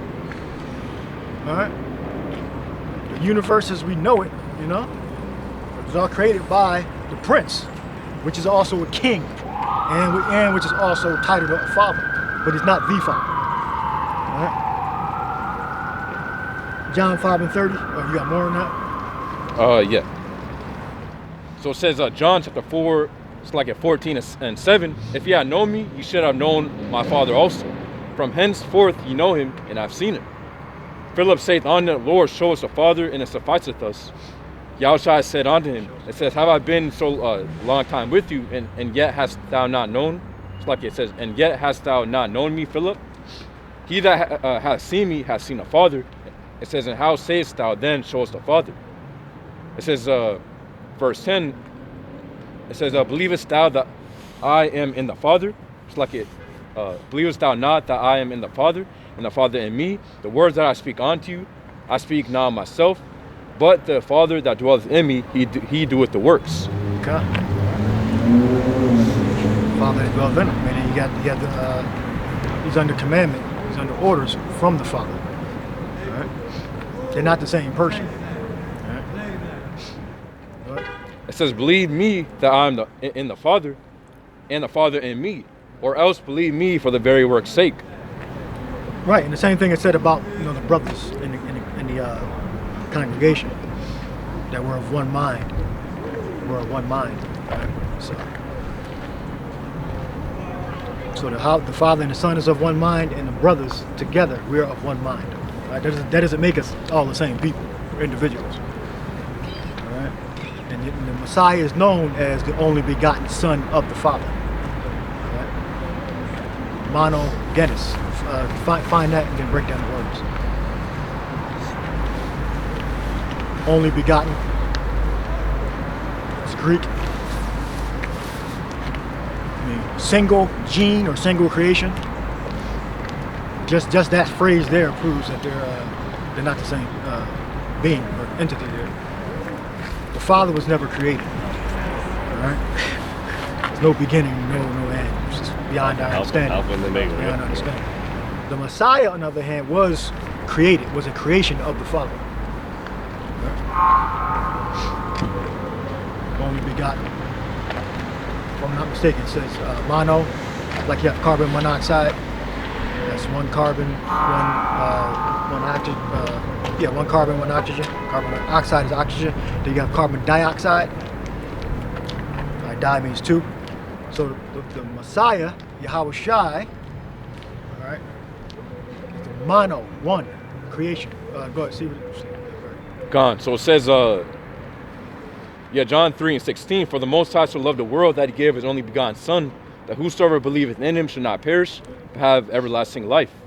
So the Greek word is monogenes, meaning single of its kind, only, used only of sons or daughters, viewed in relation to their parents. It says, I forgot even said that. It says the use of a Mashiach denotes the only begotten Son of the Most High. Right, I forgot to say that. Break the word down. Gone. Yeah, so mono or going back to monos, meaning alone, without a companion. It says alone, only merely. And then it says genes, meaning to become, to come to into existence, begin to be. It says to come to pass, happen. To be, yep. It says to be made, finished. Made, finished. Yeah. There you go. You didn't know before, now you know. God, continue. Yep. John 5:30. GMS. Yep. This is the book of John 5:30. It says, I can of mine own self do nothing. As I hear, I judge, and my judgment is just, because I seek not mine own will, but the will of the Father which hath sent me. Yeah. My own will. He's not talking to himself, he's talking to the Father. Communication with the Father. Right? Some people really believe that they're the same people. I mean, we're not trying to convince you. We can be done with that. I believe whatever the hell I want to believe. Right? Go find your own corner and talk about all the shit you want to believe. All right? Go ahead. We're good. We're good on that. All right, next precept. Get into Revelation. Microchip, mark of the beast. Gone. It says Revelation 13, 15. and 15. It says, and ye have power to give life unto the image of the beast, that the image of the beast shall both speak. And none of the other camps teach this, by the way, except for like 2% of the camps out there in Hebrew Israelite land teach this. Yep. Revelation 13, 15. All right. Who teaches it? But who doesn't teach it? I guess what perspective one of those. Who doesn't teach it? IUIC. IUIC doesn't teach it. ICPK doesn't teach it. HOI don't teach it. They avoid the subject. That's how you know they don't have truth. They avoid it. I was talking about big nations and small nations, talking about embargo, sleeping with the white woman. What else up here? Embargo, sleeping with the white woman. These are breakdowns from how they try to make Revelation 13, 15 make sense on down. I think that, embargo, sleeping with the white woman. Spiritual. Sin. Sin. Oh, it's sin in itself. Yeah, sin in itself. Yeah. We're already sinners. What the hell does that mean? We're already sinners. So this is special sin in itself. We're already sinners. Which is because this is a special sin in itself. It's, but it's an act of taking something, taking the RYD microchip. You know? Yeah, when you break the law, it's a sin. Yeah. All right. So by receiving an implant in your arm, your hand, cut it in the flesh is a sin. All right. But what is the actual action? Sin doesn't exist without an action. All right. You have to have an action or a thought. All right. Which will effectively lead to you physically breaking a commandment. Right? So read 13, 15. Gone. It says Revelation 13, 15. And ye have power to give life unto the image of the beast, that the image of the beast shall both speak, and cause that as many as will not worship the image of the beast shall be killed. Right. The image of the beast is what? The system. All right. And it includes what? The microchip. It includes compliance to certain laws. All right.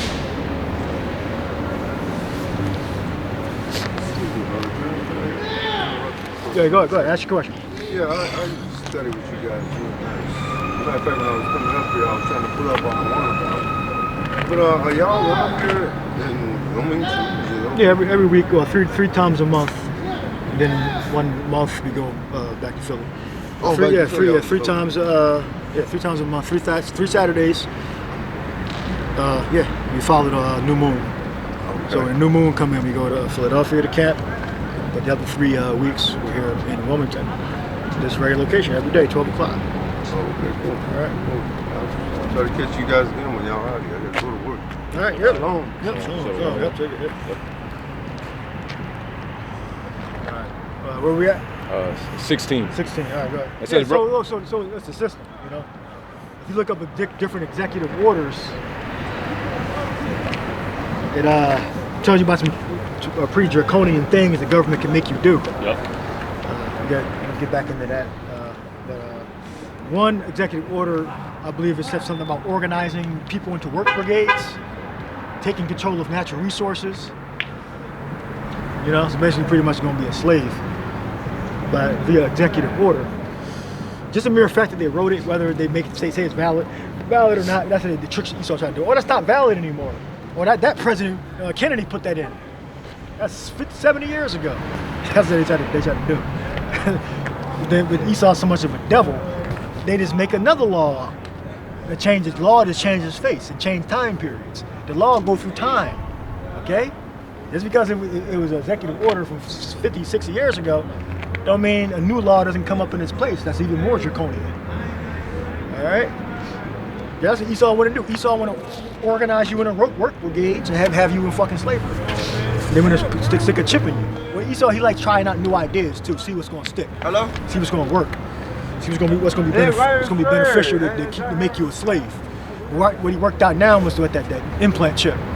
There's theories about the UBI, high income UBI. You got that. So instead of making $1,000 a week, you might make $2,500. Right? So you can be comfortable slave. But you got to take the implant. Right? That's what we believe is eventually going to come to pass. And remember, Esau's not going to accomplish everything he said he was going to do because he's a piece of shit and he's a devil. So he's not going to accomplish everything because the Lord going to stop him. He's going to stop him before he can get everything in. But no, we're going to see how far the Lord going to allow him to go. Yeah, which is crazy because in his pride, he definitely thinks he's going to get. Distance, he thinks he's going the distance. Yeah, he thinks he's going to do it all. You're going to get all the way to the finish line and then some. Yeah. Like the movie, what's the fuck guy in there? He killed the AI as a judge. It's predictive programming. It's a new movie that came out. They kept advertising a lot on YouTube. Somebody killed his wife, and he has to find out. Now he has 90 minutes. That's like the duration of the movie. Oh yeah. Mercy. He has 90 minutes to prove to the AI judge that he didn't kill his wife or something like that. Did you watch it? Did it come out already? Yeah, it's out. It's on. Is it all right? It's on. I didn't watch it yet, but it's on the digital streaming services now. Yeah, I did see those commercials. I got to check that out. Yeah, Mercy. I believe who's the main character? Was it Matt Damon or it was? Find out who the main, or was it Christian? No, one of them. I didn't recognize him. He might be getting old, or his face might be getting fatter. So oh yeah, it's the guy from freaking. I forgot his name. What the fuck is this guy's name? Mercy. So it's an Chris AI. Pratt. Chris Pratt. Yeah, Chris Pratt. We just talked about the movie. Yeah, for fucking Guardians of the Galaxy. Yeah, so he it's an AI judge. It's an AI judge. He has to prove that he didn't. I believe it was his wife in 90 minutes. So basically, they're gonna play the whole movie out. So it's gonna be like a real-time movie. They're getting like the movie. Remember the 24 episode TV show? It was like Kiefer Sutherland. I was back in the day for Fox. 24, and basically every episode was an actual hour of them working.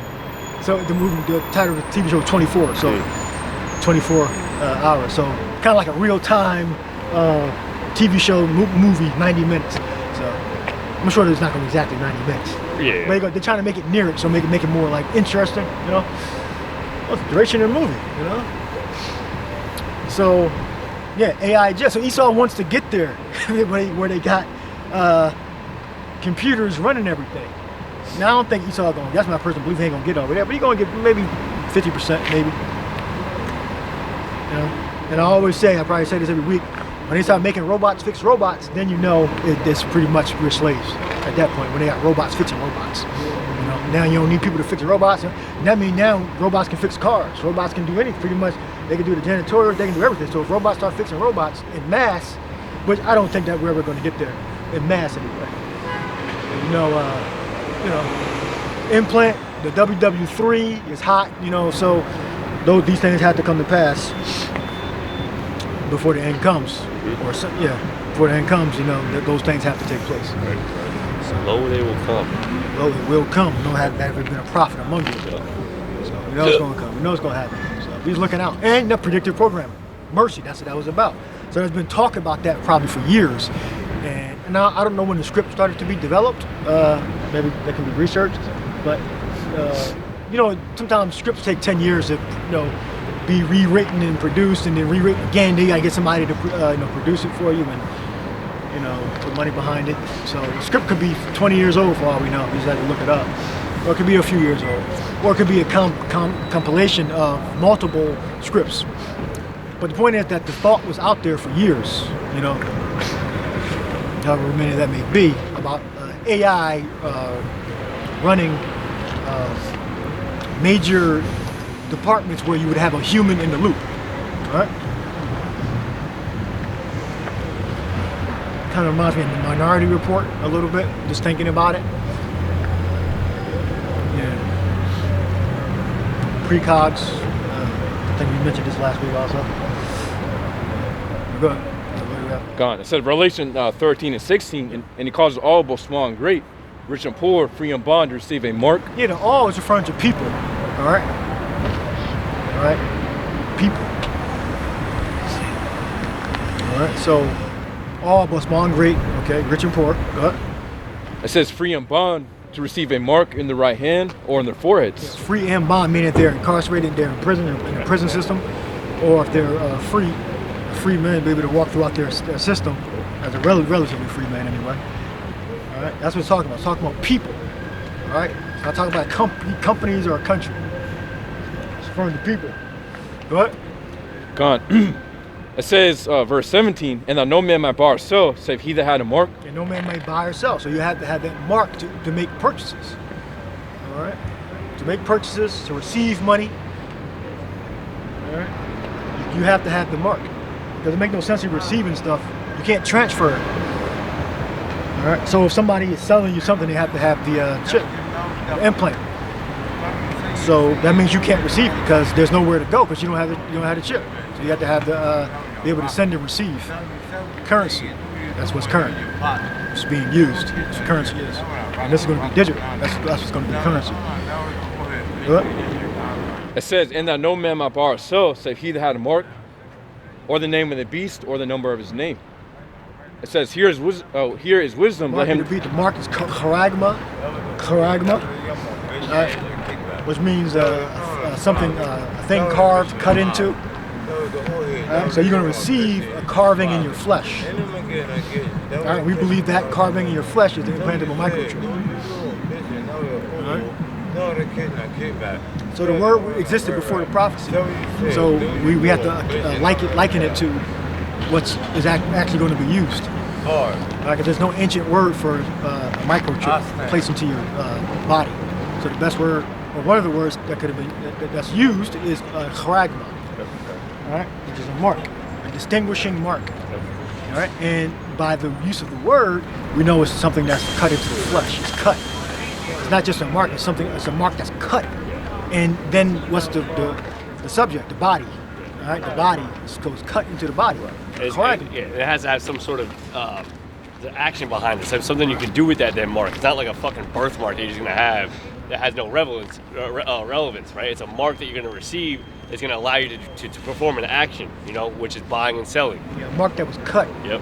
A mark that was cut that allows you to do an action, buying and selling. It's a very important thing to know. No, it's not going to just be some just fucking, like a stain. Yeah, stain or something. A stamp on the surface. Yeah, a random number on you, and that's why when you look at these, the technology behind these, these NFCs, right, these near-field communications and stuff like that. When you look at this technology, it all lines up to that exact thing. So it's a cutting that's going to go inside you. You look at like the technology and how the near-field communications get put on in everywhere, man. Access to doors, access to terminals, access to everyday like gas stations, convenience stores, right? That convenience of paying the near-field communication, the tap and pay, and how much, and then the healthcare benefit that they're trying to attach to it as well. It's all going to come down to being put into your right arm. Right, near field, it describes RFID. Yep. So basically near it, you got to go near it. Yep. So it limits the range of the actual RFID signal. So instead of, because then it can start picking up, in your pocket. Right. So it has to be near field communications. Yep. All right, and it has specific applications, which is to take your chip, debit or credit card. Mm-hmm. Right. Not near field would be like going through the toll booths, because that range, penetrates from like 20 feet in the air, like about 20 feet. Yeah, right. So that's not a near field. That's like a far field communications. All right. But yeah, near field just describes RFID. Right. Radio frequency identification. Which is more than likely the technology they'll use in something like that, where it's being put into your skill. Right. Yeah. Your skin. You have to be near it, not farther. Now it depends on, if you're making the payment, then yes. Right. So if you're, I guess, being mass scanned through detention center, Yeah, right. you know, they might scan all at once, Exactly. Yep. or they might individually single file, depending on what the grouping is. Right. Could be single file, could be like a group thing. But anyway, either way, you're gonna get the chip, and you got to be accounted for. Everybody has to be accounted for. If you're not of the elect, you're gonna get that chip. And then that's ultimately what it's going to be about, right? Because you can right now you can skate around with just cash. You don't have to get a credit card. You don't got to do these things. You know what I mean? But it's going to be a system that you're going to have. It's going to be a system that you're going to have to get that, see it. Right. And there was a theory about the Luciferese. I believe I'm saying it right. That would glow when you met certain conditions. You had the drug put into you, it would glow. Luciferese. It was luminous. So that could be a thing. The End Time, that movie. Yeah, shows you that the mark. Yeah. So. Yeah, because In Time was basically you pay with a digital payment, digital payment that was basically the time of your life. The expectation. It was all digital. That's a good way. That was 2008. That came out 2010, 2008, somewhere. Justin Timberlake, one of his first movies, or not his first movie. Justin Timberlake, he started that, right? Yep. Then you got like he had said. I oftentimes think about the movie. What was that? Sylvester Stallone and Demolition Man. No, the one with Babylon. Not Babylon. Escape Plan. Yeah. When they're going into the prison, there's basically a barcode on the dude back, and they basically scan the barcode as he was going in, because that's basically that's right. What they want you to. That's what it's all leading to. You're a product. Yeah, because they have both. They have both where they can single file scan. Then they have both where you can just scan everything with a wide field of scanning, like scanning of the products. A wide field, or it can be single file, depending on what the process you're going through, because you'll be going through shipping, right? If you're already in single file scanned it, you got everything in the container already, you can just do like one wide burst scan and all they are accounted for. And I'm sure Esau already has how he's gonna do you're it. A product. This is really just art, that's about to imitate life, or life that's gonna imitate art, I guess you could say. But at the end of the day, Esau has his way in which he wants to. And we talked about this. He don't get so far to this finish line, but Esau likes to show his cards oftentimes before he deals them. So he kind of shows you things in these movies and in his program and stuff. But there is a specific way he's gonna do it. It doesn't really matter. The point is we ain't gonna take it. Yeah.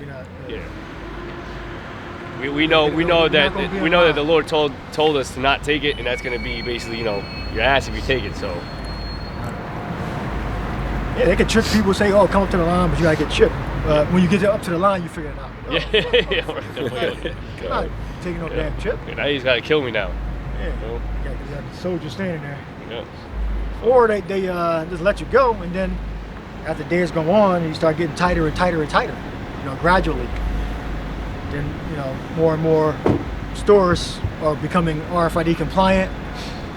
Then it gets more tighter and tighter and tighter, and then you can't buy and sell anymore. It could happen that way. I always reflect.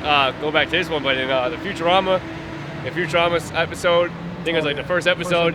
Yeah, Leela's like, "Come on, take your identification chip," and she's holding the fucking gunner like that. Yeah, that was just so obvious. Like, people wasn't even paying attention to that. Yeah. When Futurama first came out. Another episode. Yeah, it was a big ass needle.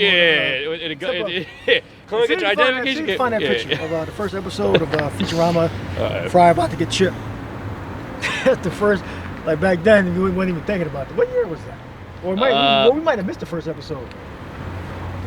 Right between, right under a nose, so to speak. But you can't see under your nose. That's why they make that thing. Right under your nose. Oh, it's called the career chip, an implantable electronic device which denotes what job someone's required to do. Which ended up being a carrier. Get a picture. Hold on. The device. It was from. So I was trying to find the episode.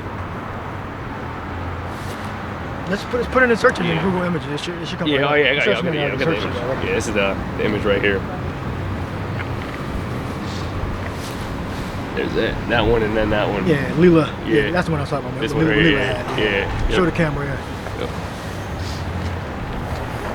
Yep. First episode. Yeah. Futurama. Talk about come get your career chip. Everybody had to get a chip. Yeah. Well, he had to get his chip because he just came out of cryogenics. Right. So he had to get implanted with his work chip. He's going to be delivery person. Oh yeah. Here's the actual quote. But I have to install your career chip. That's what she was saying right there. Yeah. Got it. Yeah. That's what I remember. I was watching one other episode. This is off topic a bit. That it was Futurama. And you know how the doctor always comes in and talk about good news, everyone. Yeah. He randomly was like, "Good news, everyone." Come to find out, the Bible's the real good news. And then that was it. That was like, it was supposed to be a joke, making fun of the Bible. Yeah. Come to find out, the Bible's the real good news. Yeah. And then I was like, it was like, all right. I remember that being early on in Professor Farnsworth. Yeah. Yep. But yeah. Anyways, the point is, they show you all these shows, the technology that they're trying to, to get. And oftentimes when you see this stuff, it's equated to like the future, the future, But like the saying goes, the future is now. You can see the way we're heading into the future. It's crazy because when you look back in the 2010 when we first kind of came into the thing, you'd see like oftentimes like the push for future of like where they wanted to be in society from a future standpoint, like in 2025, 2020, when now we're living those years, those years of where we can see that's the technology that 100% that they were trying to aim for. Finish the precept off. Gone. It says Revelation 13:18. Here is wisdom. Let him that hath understanding count the number of the beast, for it is the number of a man. And it says in his number 600 is 603 score and 6. 603 score and 6. That's a high psi stigma. High psi stigma. All right. Which Esau, how I break it down, Esau, he hides that number in his movies, TV shows, and products, right? Movies, TV shows, products, product labels, and it's in the barcode. Right? He hides that number, 666, high psi stigma. All right. So break that word 666 down in Greek. Gone. The numerical value of it. Yeah, high is a certain amount, then psi, and then stigma is 6, obviously. Gone. So it says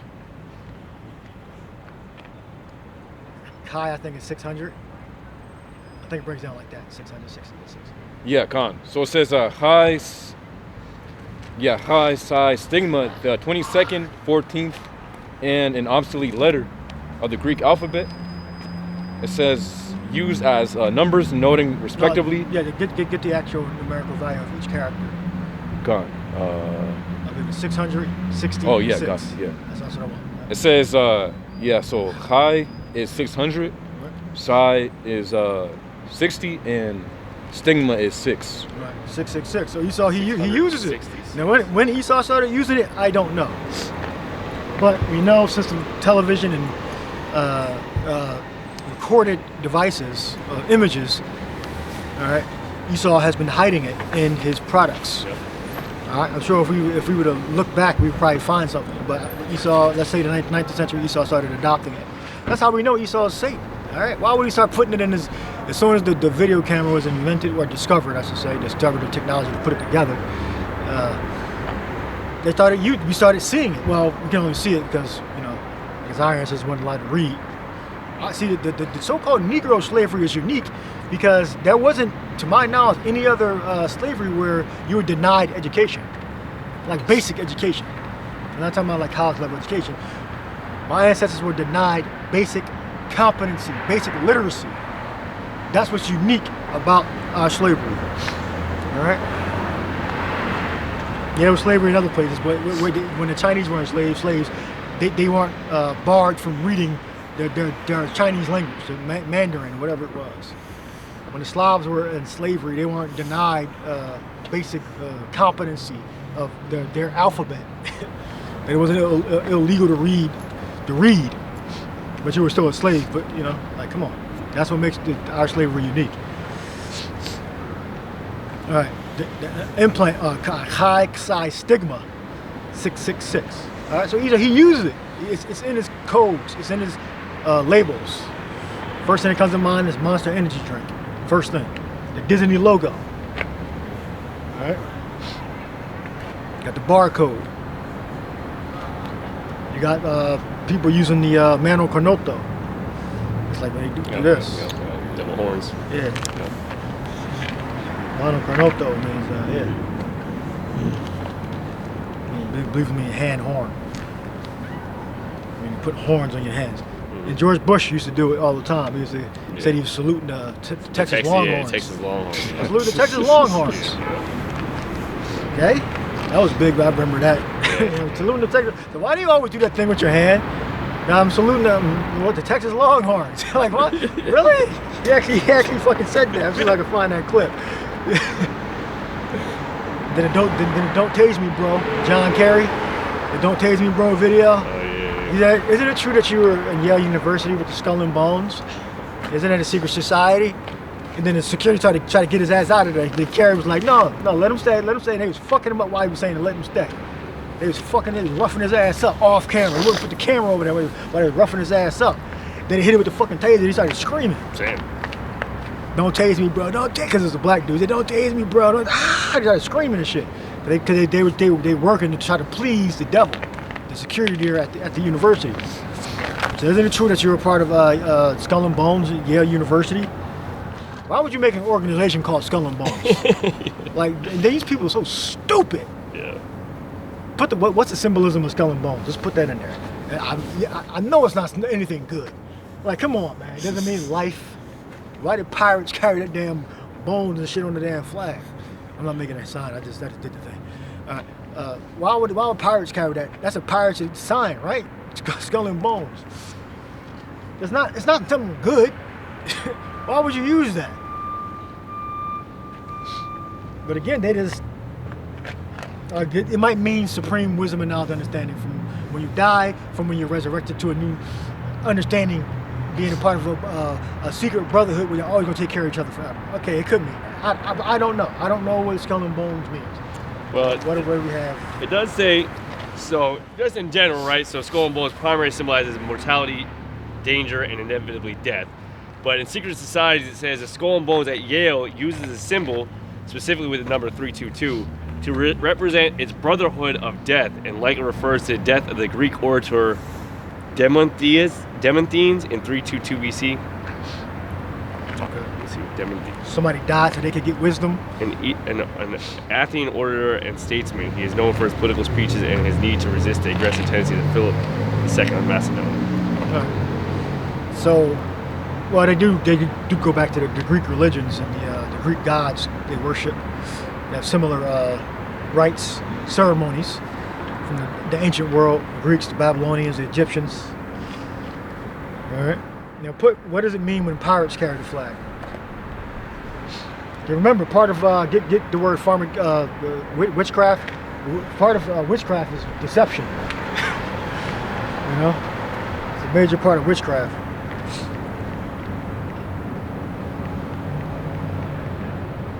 Why can only white men join Skull and Bones? Can any other races join Skull and Bones?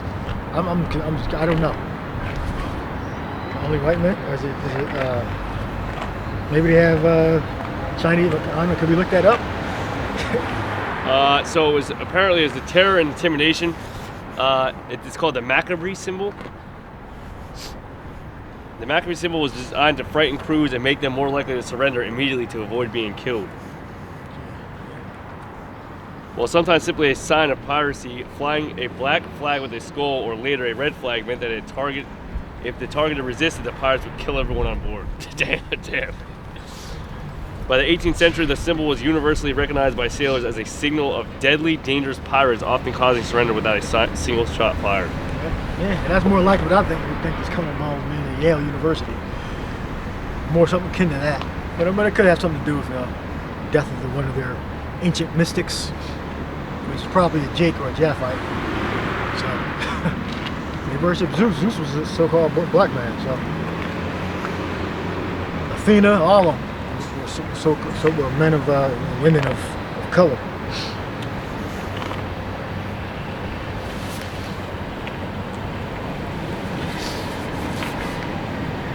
When you finish the Revelation? Gone. Yeah, that was it. Did you have anything else you want to add? I had for Pharmacois or Pharmacon. But it says Nahum 3 and 4, because of the multitude of the whoredoms of the well-favored harlot, the mistress of witchcrafts that tell the nations through whoredoms and family through witchcrafts. So, gone the word. Seller of nations. Yeah, meaning making them, financial slaves, indebted, and then physical slaves. All right, so either one, or mental slaves. So you got different ways you can be a slave. All right. Yeah. So it says. Yeah. So the Greek word is pharmakon, meaning of sorceries, potions, magical arts. Right. That's why the pharmaceutical companies can't be sued a lot of times, right? But if they subscribe to you a drug, you can't sue them. There's certain laws where you can't, for certain reasons, you can't sue a pharmaceutical company. It says this is not literal. Well, yeah. It says this is not literal sexual immorality. It is political seduction and spiritual manipulation.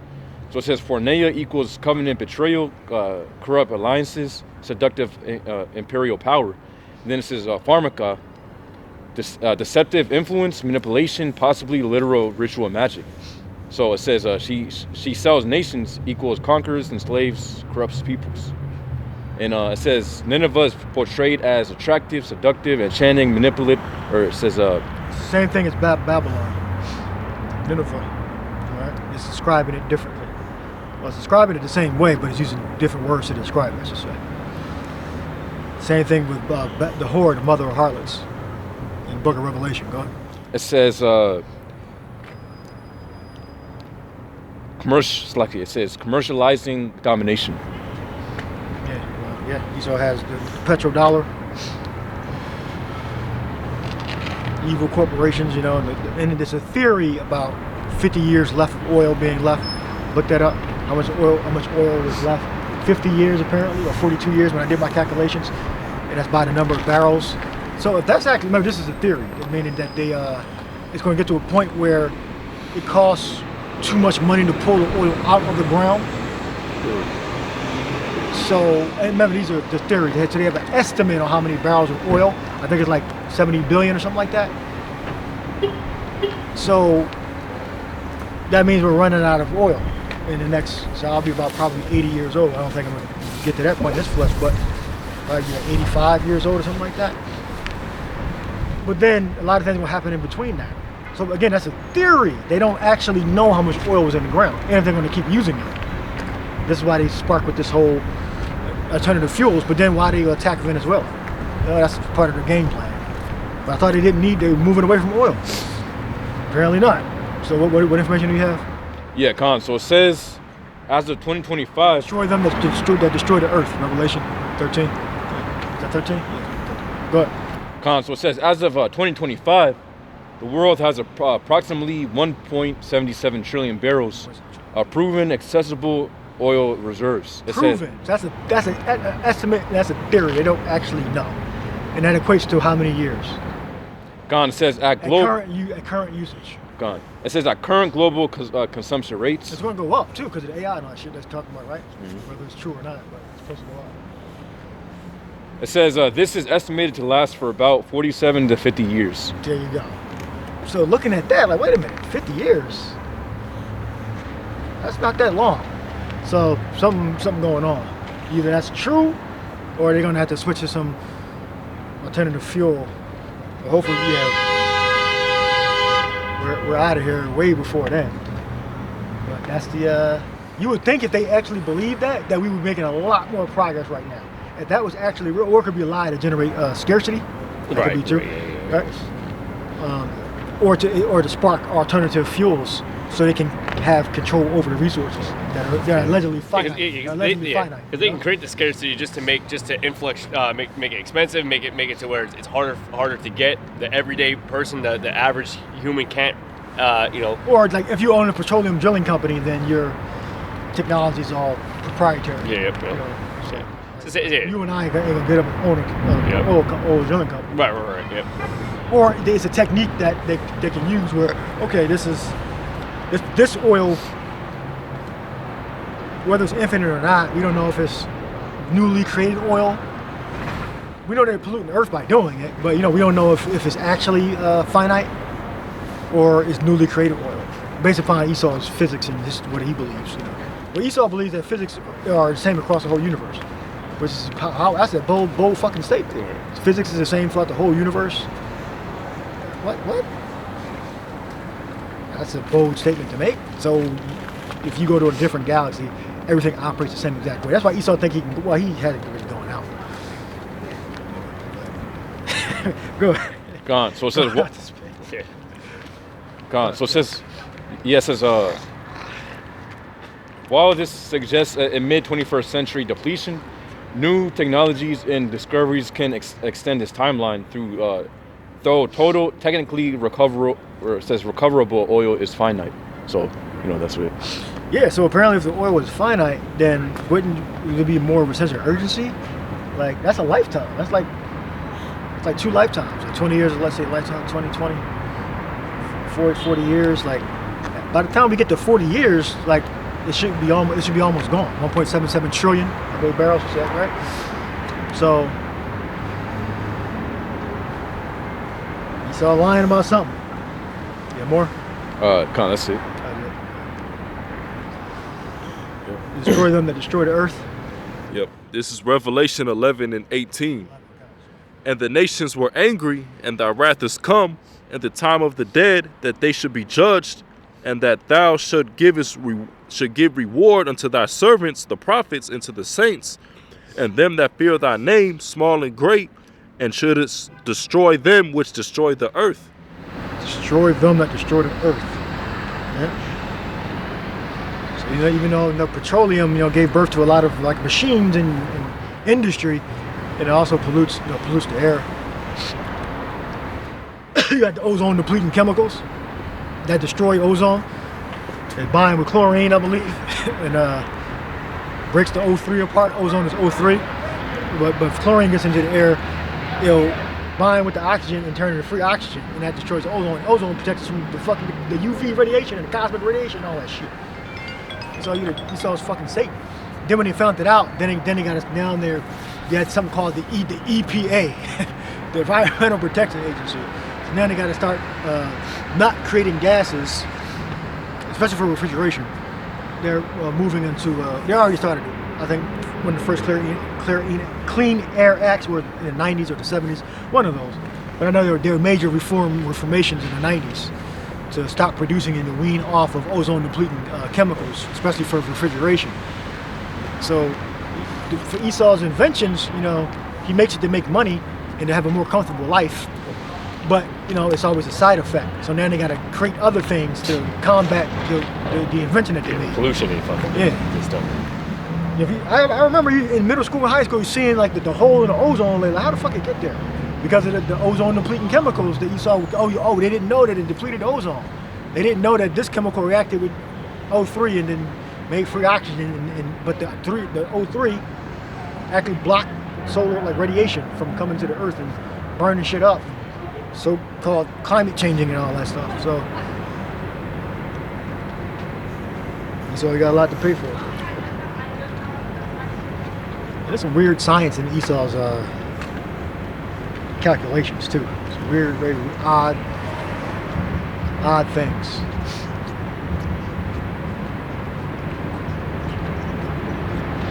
Let's talk about measurement.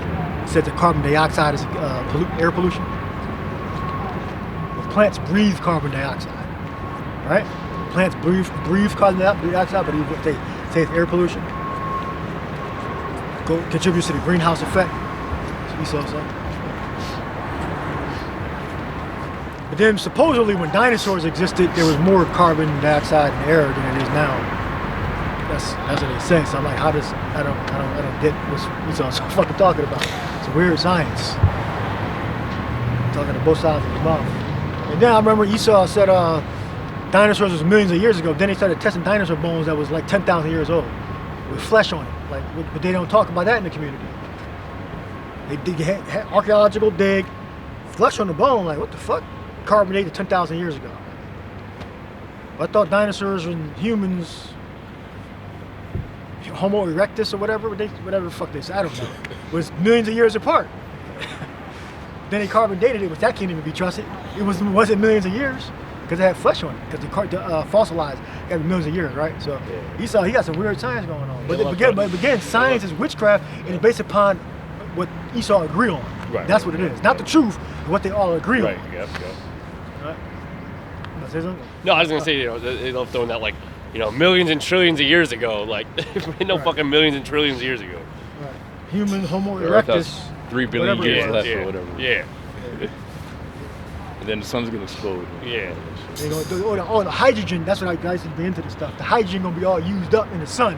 It's gonna turn supernova or something like that. Supernova, Yeah. Blow up and destroy the. You look at the satellite, they got a sun going supernova for like a past 100 years, but it ain't reached us yet. Like shit like that. Like research stuff like that. Don't worry, guys. We won't be here till then. Right. That's what they Our say. solar system is. Then anything can happen in between that. Light's still traveling because the universe is expanding, so light's still traveling from the beginning of creation, apparently too. Technically, right? Light will still be traveling from the Big Bang to get to us. Right. That hasn't even gotten to us yet. Esau got some weird science, and he can't prove any of this shit too. That's what's amazing about it, because you can't actually run an experiment and prove it. But you don't have to prove it; you just gotta infer it, and it's likely, it's reasonable that it is this. Yeah, it's like Esau's, again, going into your point about Esau's laws of physics. The Sherry's be coming in, doing some crazy things that's obviously outside of those laws of physics that Esau has defined. And basically what he's keeping a lid, on of course on the evidence. Yeah. Right. Well, Esau don't know how a bee can fly. Maybe they came up with something new. But back 10 years ago, 20 years ago, Esau didn't know physically how a bee can maintain flight. Maybe he figured it out, but yeah, he used to not be able to know how a bee could maintain flight. Proportionate to his wing size and the weight of the bee, or similar flying insects or bugs, whatever you call them. Couldn't figure it out. He's smart, but there's certain things he don't know. They put him in bounds that he cannot pass. Yep. Though wiser than Daniel, but there is a limit where Esau can never go. Yep. And there's a lot of things is just guessing. Yeah, it's like the ocean. Yeah, How like much the does he ocean. know? Yeah, the ocean. We have free energy coming from the ocean, always moving. Right? We can put, China does it. We can put electric, generation in the ocean, and we can get free energy because it's always moving. Or you can go with nuclear energy, or you can do both. A combination of sea electric generation and nuclear energy, and we can have a reduced cost. We can have electric bill for $20 a month. But Esau, he's too much of a fucking devil. He don't want to do it. You can just put massive ocean generators in the water and generate electricity, so we can reduce our electric costs and heating costs. Esau, you're the devil, and you won't do it. He won't build more nuclear power plants to reduce our energy costs. He won't fucking do it. He's the devil. It's about profit motive. All right? Del Marvin. You got to keep certain, for capitalism to exist, you have to have poor people. You have to have people to lose. It's what they call zero sum. Zero sum means, look up zero sum. The definition of zero sum is, I believe it's like, for you to win, somebody else has to lose. I believe that's what it means, zero sum. It's a zero sum. So, in order for, because it's based upon, the main thing is about gaining more resources. All right? But it's funny, like I keep saying, like just because you gain more resources, it's designed to keep the elites having all of it and the poor people to have none of it. So it doesn't matter how many resources. That's what capitalism is eventually going to lead to. That's what capitalism is. So that's how we know America's going to be destroyed. And that's why I try to say like overpopulation exists. That's why they try to say that we don't have enough food. We have enough food. There's the same people that are like saying that you can't the throughput of the food is controlled.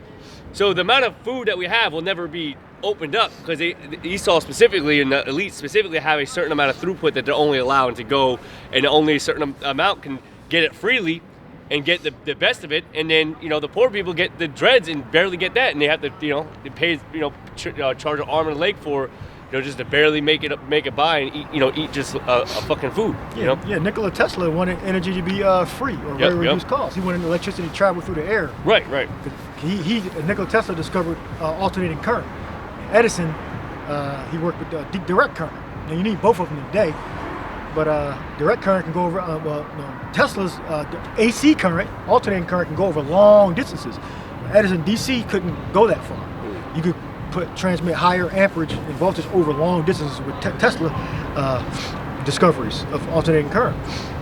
All right, and Tesla wanted electricity to be wirelessly broadcast throughout the air, so you could bring electricity to farther distances. Now they do the same thing through a wire, but I believe he wanted it to be free, if I'm not mistaken. Could be wrong.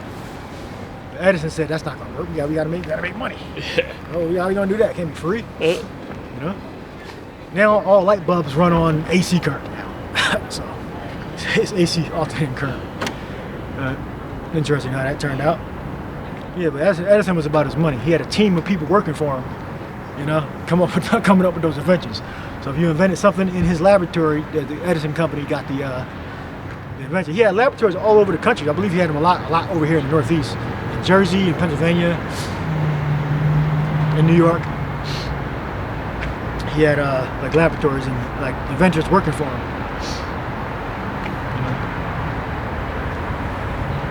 And I believe Tesla didn't like that model. I believe Tesla used to work for Edison, if I'm not mistaken.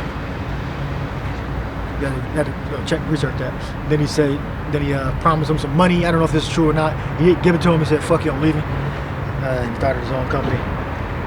But Edison was a better businessman.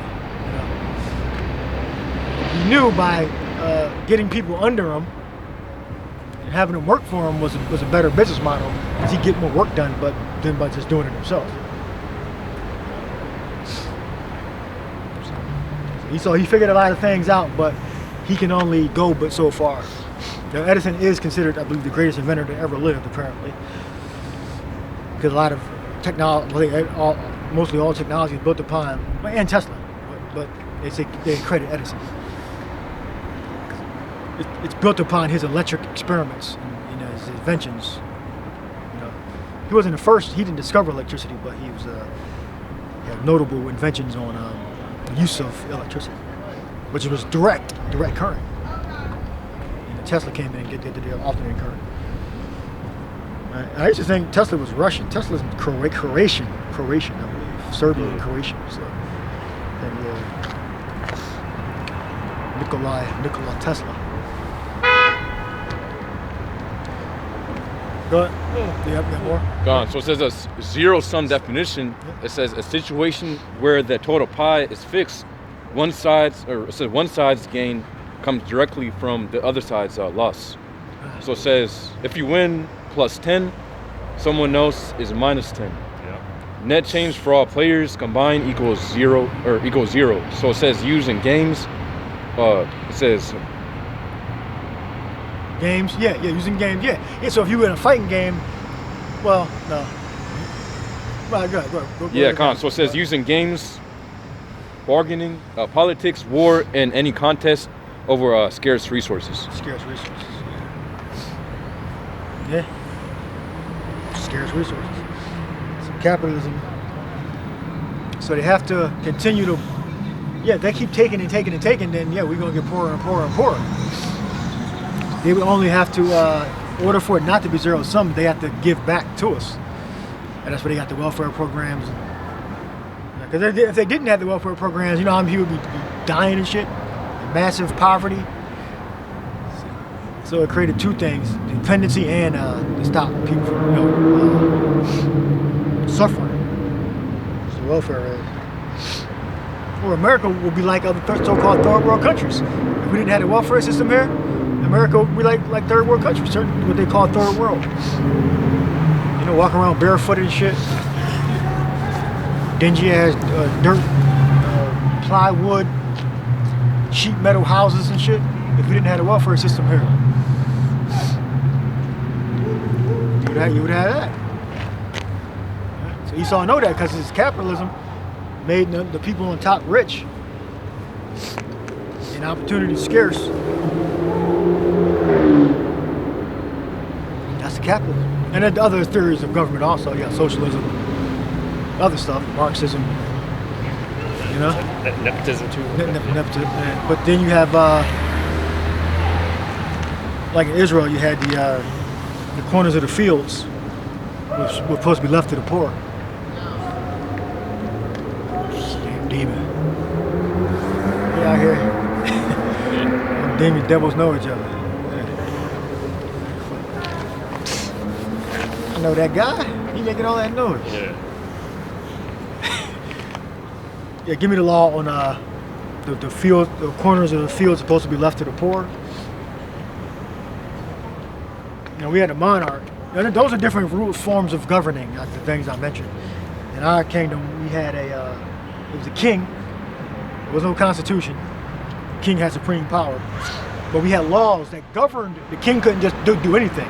So he actually didn't have supreme power. But he had a lot of power. All right? You had the priests had a lot of power. The king had a lot of power. We had laws that could check power. Okay? Because you know Esau has the constitution to check the power, checks and balances. We had checks and balances also in our law. So Esau did that. He's not an inventor of having checks and balances and all that. You know, we had laws about covetousness. We got the 10 Commandments. So you start there. That's like the main ones, right? But then you had laws on the fields for the poor. So you couldn't just hoard your field. The corner was supposed to be left to the poor. So if I had a field or you had a field, you couldn't glean the corners of the field. That was supposed to be left to the poor. So that means you could glean it, but you had to put it out to a location where the poor could gather it on the whatever day.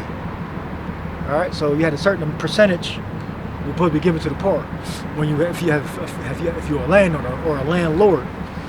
All right, go ahead. What you got? Gone. So it says Leviticus 19:9.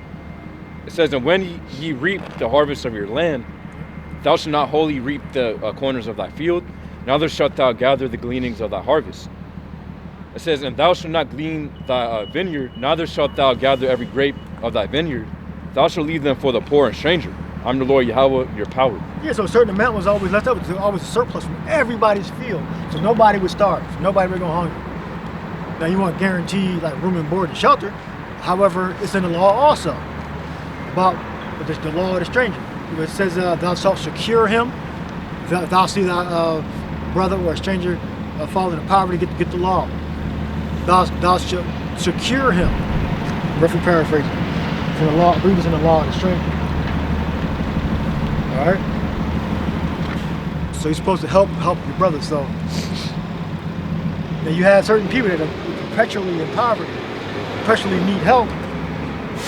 You gotta work with them, but you gotta be on them. If they constantly need help, then hey, you gotta take measures to make sure they're okay, and you gotta just basically treat them like they're your child, pretty much. At a certain point, you take them in. They gotta be your child, and if they're unruly, then it's Yahweh Shai gave a commandment also, so we gotta get that. But heresy had the first admonition to reject. Yeah. Then talks about Yahweh Shai, about taking to the church and then take it to the elders, and then they reject them. Then you cast them out as a heathen man until they repent, and then then they can come back. So there were checks and balances. So the king didn't have supreme power. He had a lot of power. The king could fuck you up, but if he's following the law, the checks and balances that limited the power of the king. And the king couldn't just sleep with your wife. All right. Because we got laws, okay, that govern it. The king doesn't have supreme power. No, the king had to follow the law. Don't say something in the Proverbs about the king, the wise king is supposed to get up early, roughly paraphrasing, and drink unless he drink and forget the law. So a king, no. My point is, there are different forms of governance. You have monarchs, you have socialism, Marxism, capitalism. All right, our form of government we believe is the best form of government because we have a supreme king, all right, and you have the law. All right, so we're in order. All right, the king couldn't just go around just murdering people, taking men's wives, taking their fields, eminent domain on their field. If they're following our law, the Torah. What do you have? Gone. It says, Proverbs chapter 31:4.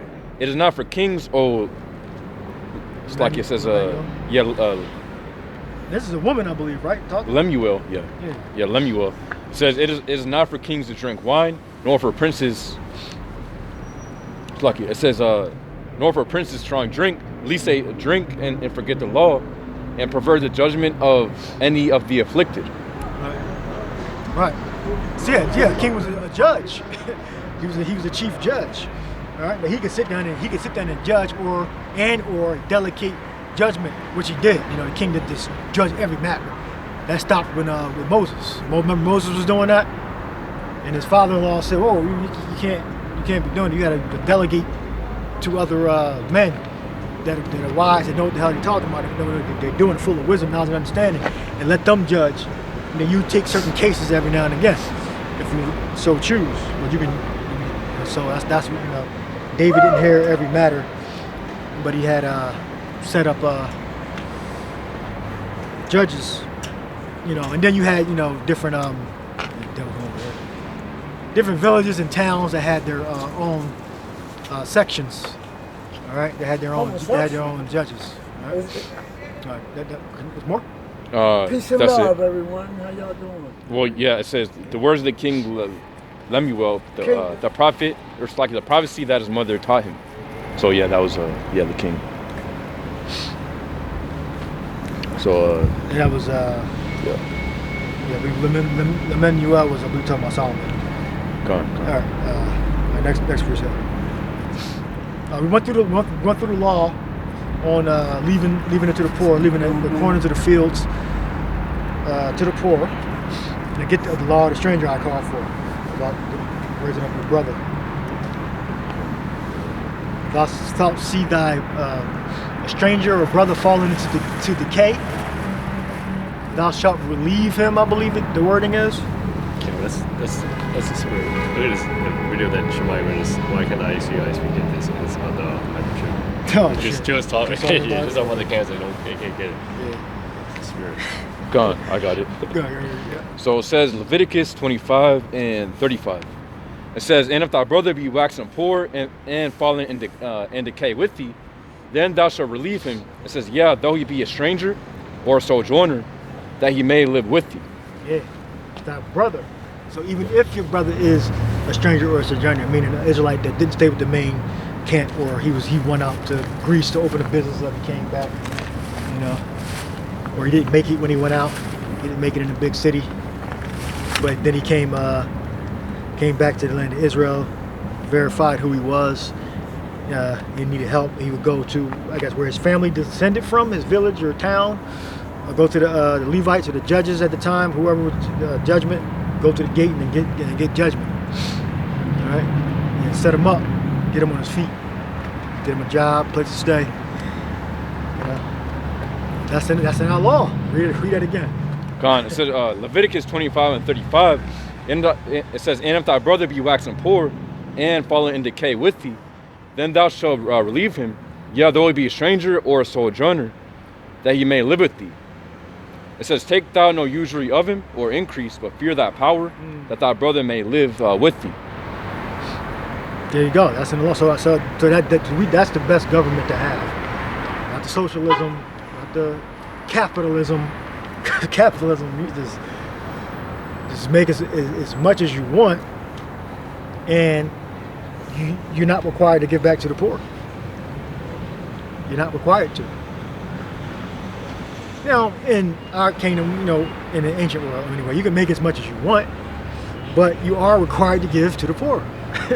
And so there were various forms of capital. But the thing is, the center of our kingdom was not about gaining capital.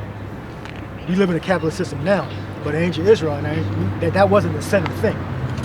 It was about money, about capital, gaining capital, more and more capital. That wasn't the center of our nation. You got more? Yeah, well. Yes, so, yeah. Go ahead. God, it says verse 37, thou shalt not give him thy money upon usury, nor lend him thy victuals for increase. Yeah, So you can't charge a fee based upon you lending it out. All right.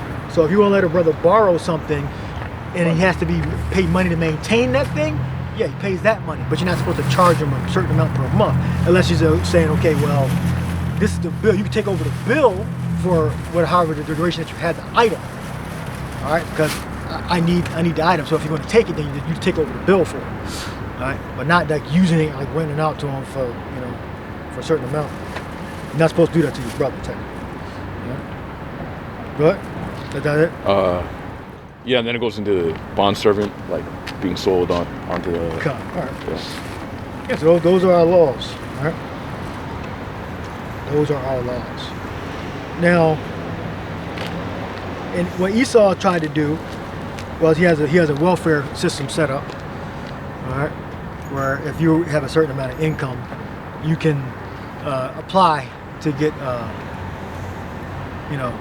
aid funds. Right? Where did Esau get that from? He got it from the scriptures. All right. We have modern methods of transferring, money, and we pay taxes because we're employed, and that transfers over to the welfare system. All right. So this kingdom, based upon where it's going right now, it can't last. It can't last because what other nations have what the missiles pointed at us. Their sins are getting higher and higher and higher. All right. The lies are getting more transparent. Not as convincing as it used to be. Trump right now has the Board of Peace. I've been hearing about that the past month or so. The different nations are pledging billions of dollars to be part of the Board of Peace, and he's waging war. And what his ancestor Antiochus Epiphanes, what did he make the statement by peace, or was inferred by peace he shall destroy many? That's one of his ancestors. And Trump goes back to Germany too, by the way. That name. It's anglicized to be just Trump. But when you go back to Germany, I think it starts with a D or something, or a P, then the T. Actually, to go back, Trump go back to German, so it might be something there. This ICE thing. ICE. You got something else you want to read? Yeah, well, it is. So I looked at the exact government, or what type of government that's called. What was called? For Leviticus 25. Okay. It says it's a covenant theocracy with a welfare and anti-exploitation economic code. Okay, there you go. Read that again. So it says it's a covenant theocracy with a welfare. It's a covenant. Covenant theocracy. It says with a welfare and anti-exploitation economic code. Anti-exploitation economic code. Good. Anti-exploitation. Yeah, because you can exploit somebody. You can exploit somebody by getting them in certain employment. I mean, I'm sure it still went on because it tells you about the falsifying the balances. I believe in some of the prophecies. It talks about being covetousness, coveted. I believe in Micah or Malachi. So Israel was breaking the laws back then. Go ahead. You got more? Gone. It says theocracy, the law's authority is explicitly God's commandment. It says fear thy power, not popular vote or king's decree. And then gone. It says theocracy, the law's authority is explicitly God's commandment. Fear thy power. It says not popular vote or king's decree. Yeah, not so that checked the power of the king. Yeah, so no Israelites were starving back then. Because you had to be part of your community. We had a lot of that's cohesion, So we stuck together. I think even not like now. Now we don't stick together, but back then we stuck together. I think even like if you were village where you were from, if you were caught stealing like an apple or something from the fields or like that. Yeah, get the law on that. Yeah, it wasn't even. It was like a punishment, but not like you would still give him. You would still give him something. Opposite sides. Simple as that. Unless he's still to save his soul. Right. Exactly. Yep.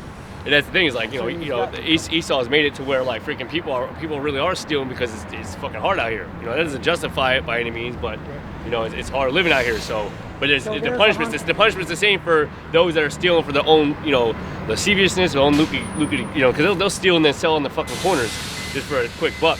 But then people like might steal because they might need a food reward like that, but there's the punishment's still the same. You know, Esau doesn't look. Esau doesn't look at it. Yeah, exactly. Unlike the scriptures. Go ahead. So it's 144,000, right? Just in one You got a tribe. precept? Yeah. It says Exodus 22:1. If a man shall steal an ox or a sheep and kill it or sell it, he shall restore 5 oxen for an ox and 4 sheep for a sheep. Yeah, so what the Levites would come and arrest your ass. Or the village would get together and find you, bind you in chains, find out who you are, and rectify it. Yep. You're paying 5 times the amount now because what you stole now you're replacing with 5 times the amount. Yeah. So basically, if you couldn't pay it, then you become an indentured servant. Yep. You had to work it off. Go ahead, you got more? It says, if a thief be found breaking up and be smitten that he die, there shall no blood be shed for him. Yeah, if you get caught stealing something and you get killed, then you get killed. Which is crazy because there's a lot of laws, man. There's many laws in many states where freaking thieves have like get to rob someone and then hurt themselves and then sue the homeowner and won because they hurt themselves coming to rob you guys. And then there's not a lot of stand your ground laws. There's only a couple states that like allows you to stand your ground. Yeah, some of them tell you got to retreat. You got to retreat first. And if they do, or if the thief is retreating, you can't shoot him in the back. You know, there's like a lot of things like that. Or you got to run up in front of them and shoot them. Yeah, they got to. Yep. So then they got. So there you go. The law, the Lord's law is a lot more if you reasonable. It's not reasonable for a thief to come in and break and steal, and you're getting sued. You're going to jail because you were defending yourself or whatever. Or they hurt themselves because of their own stupidity. Like you literally had a guy break into a house, cut himself open, go to the hospital, and they sued the fucking homeowner. It's ridiculous, man. I don't know if he won, but he had the fact that he got the ability to do that is insane. Yeah. All right. I don't know what the stipulations were. The body's the temple. So read that again. That was very powerful. It says Exodus 22:2. And we're going to shut it down. A few more scriptures, like 2 or 3 more. It says, if a thief be found breaking up and be smitten that he die, it says that there shall no blood be shed for him. No blood. No blood. So you smack him up and he died, then hey, you hit him with the bow and arrow, close range. Yep. Or a knife. And far range. Hyphenated phasing. Then he fucking dies. Resistance. All right. And if the family come after you, then you got to go to the city of refuge, or you can just fight it out right there on the spot. Well, remember, one of the 10 Commandments is "Thou shalt not steal." You know, there you go. So, and there's consequences for your actions. 613 of them. You got more? It says, if the sun be risen upon him, there shall be blood shed for him, for he shall make full restitution. If he have nothing, then he should be sold for his theft. There we go. I forgot. I didn't know he was gonna say that. I automatically knew, if he can't pay it, then he got to be an indentured servant until you pay that debt off. Yep. Right? So if you steal, you can get employment if you don't got employment. But you should have employment. I mean, because really back in the ancient world, you didn't need all this money to survive and have a good life. Now you need a bunch of money to have a decent life. Back then you could just, your village, you had certain skills. You maintain your house. You had your fields. You had family members. You could eat. If you want to do extra stuff and travel and all that, okay, then you're gonna need employment. Then you're gonna need money. You're gonna open up a business. Okay, now you're gonna need land. You're gonna need a product. You're gonna need extra skills. But if you just want to just live like a decent, normal life, you didn't have to have like a 9-to-5 job. You just depend on your family and very limited resources, and you can survive and live a decent life. Yep. That's how Elijah survived. Elijah survived on the road because of the times. Yep. Elijah didn't have to work. Elijah had a house. Remember the soldiers came to his house? Think he had a 9-to-5 fucking job? Then he had bringing fire down from the chariots. Elijah had a 9-to-5 job, and he had a house. How do you think Elijah was going to work every day? Prophesying at 6. You go like we do now. The ancient prophets didn't have to do that. I'm not joking. But it started to get demonic. Like Paul actually had to do it. Paul had to because he was a tent maker. But the ancient prophets, they didn't have to do that. Isaiah didn't have to go. Maybe certain situations if he was traveling, he had to find find work so he can get money. Yeah. But for the main 144,000 part, every tribe. the prophet didn't have to work. Yeah, John the Baptist was out in the. Oh, John the Baptist, yeah, he's out in the wilderness. Locust and honey, yeah. Yeah, wild locusts and honey, yeah. He was just baptized in water. He Yep. was, I forget whether he's a Judite or a Levite. I always forget. But yeah, he's a minister. He's a minister. He was a minister as a precursor, a trailblazer to bringing the Lord, forerunner, bringing before Yahweh Shai came in, Messiah.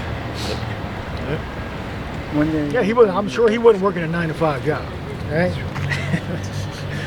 You know, because the people were supposed to support you, and you know, life was different back then. You had to pay a mortgage every fucking month, every year. You know, you had to pay taxes to the Romans, Turning over the table. taxes, The renegade. and then you had to pay your 10% to of your income to the Levites, Oh, yeah. and then transfer it to the Pharisees back then.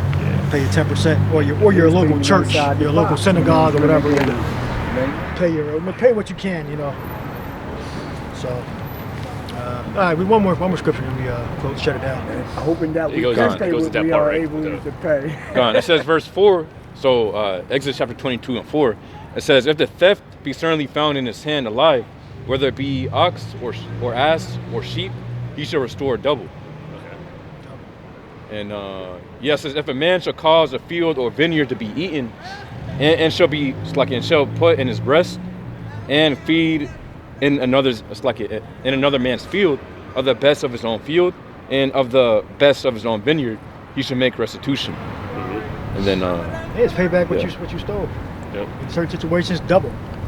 In certain situations, 3 or 4 times, Yep. depending on what the situation is, or what you guys work out. And then you still got to sacrifice for your sins because you fucked up. This still is a sin. Yeah, yep, So you yep. got to show up. So that's why the cohesion thing was important, because you had to show up, and to the Levites, really, you had to show up to the Levites and had to make that sacrifice. The sheep, ox, without blemish, whatever the law is, sacrifice for your sin. All right. So if you were a renegade, you ain't got no cohesion. You had sins that are back then before the Messiah. You had a lot of sins built up, so you had to have sacrifice. Had to sacrifice an animal to get forgiveness of sins in the ancient world, in our ancient kingdom. So that closeness, that cohesion, family is very important for the system to work. All right, because we do have in the kingdom, we have ancient Israelite kingdom. Our ancestors, we had a system of forgiveness of sins. So all those laws that you would break, you would have to get sacrifice for your sin. All right, now I'm sure we can look it up in detail on whether it was weekly, monthly, or yearly, or was it just a Day of Atonement. You know, I don't know. We have to do research on the frequency of forgiveness of sins. But we know there was a Day of Atonement. Right. We do know that for a fact. All right, and that was once a year. That was at least once a year. So, per se, personally, you got to say, for myself, I forgive myself first. Because Sure, why not? you're not able to forgive anyone outside you. Right, cool, yeah. Cool, sure. Yeah. gone. Pardon me. Well, it goes I in didn't more mean of to just cut in like that. the law. You know, I know y'all got I mean, y'all that wasn't so- really the point. I mean, you're making that something extra. That's not the point. What you said, but go ahead. Gone. Well, going back onto what the government, like what type of government, Leviticus 25. It also says communal. It's like a communal duty. It says the community is obliged to stabilize the poor, so they can live with thee. And then it says anti-usury for the vulnerable, lending. It don't mean you ain't gonna get cussed out and get good talking to. I mean, people look at you crazy, like, I mean, but yeah, you're gonna get the help. You will get the help though, but you might not like it all the time, you know, because you keep asking for you keep asking for help. I'll go roll. So? No, they say I want every swinging dick in the field. So hey, I don't want none. it's a term to say, okay, if you're an able-bodied man, you're supposed to be able to work with your hands, work with your mind, and produce something to take care of yourself. All right? Go ahead. Gone. So it says anti-usury for the vulnerable, lending to the needy is framed as relief, not profit. No interest increase from a brother, and even a resident foreigner in this case. It says resident alien protection. The stranger sojourner is included under social protection inside Israel's jurisdiction. So, Inside his jurisdiction, yep. gone. So it says so it's not modern socialism or capitalism. It's moral law governing, and it says how do you know how to say it? Agrarian nation state. Yeah, agreeing. It says nation state under divine kingship with mandated protections against predatory finance. So that's it on that. All right, so yeah, that's what we're gonna go back to. But then again, we're not gonna go back to it because nobody's gonna be poor. So it's not gonna be gleaning the fields and all that. Well, that might be for the heathen after they started their slavery. So yeah, the ends of the fields for the heathen after they started their, their time period. Because every Israelite's gonna be rich. Yeah. And have abundance of that they can't even spend or consume. Every single one. So and women ain't gonna work or nothing like that. So. Actually, if I can read this real quick. This is Leviticus 19 and 9. So it's going to be a matriarchal society. It says that when you reap the harvest of your land, thou shalt not wholly reap the corners of thy field, neither thou shalt gather the gleanings of thy harvest. And thou shalt not glean thy vineyard, neither shalt thou gather every grape of thy vineyard. Thou shalt leave them for the poor and stranger. I am the Lord Yahweh. I believe the brother read something similar to that. Right, yeah. But the thing is, like when it came to like stealing from the vineyard and stuff like that, that was like actually like harvesting it and taking it and stuff like that. But like if you were supposed to actually leave some behind, so like if you were coming through and you were destitute or hungry, you could gather up some grapes that was fallen or like that, and it wouldn't be considered stealing, Right. But. Yeah, again, if you got some little badass kids running past stealing fruit, and you know that they're not poor, then they're gonna get caught. And parents get talked to. Talk to you like, what the hell are y'all doing? That's stealing. Exactly. Like we know, like we're all nobody poor in this village. So what the hell? That's why these children over there snatching. Don't beg. But steal if y'all know each other, you should know. You should, Farmer Michael, taking this. Go ahead, get out of here. But the thing is, things are different back then, man. There was a lot more brotherly back then. Brotherly living. So nowadays, you can't even fucking park in the dude's parking spot without, getting shot over it. But yeah. No one's neighborly. You talk about city, Philadelphia, city of brotherly love. Ain't no brotherly love out here, man. Jake don't. We're in Delaware now. Well, yeah. That's what it is, Bubba. But yeah, same thing. Same here. Kensington is all over Wilmington now. Yep. Oh shit, yeah. Zombies out here too. He didn't hear from me. You got your own zombie land out here in Delaware now. All right. But yeah, that's all I gotta say on that. All right. I guess that's it for today. We're gonna see y'all next week. Shalom.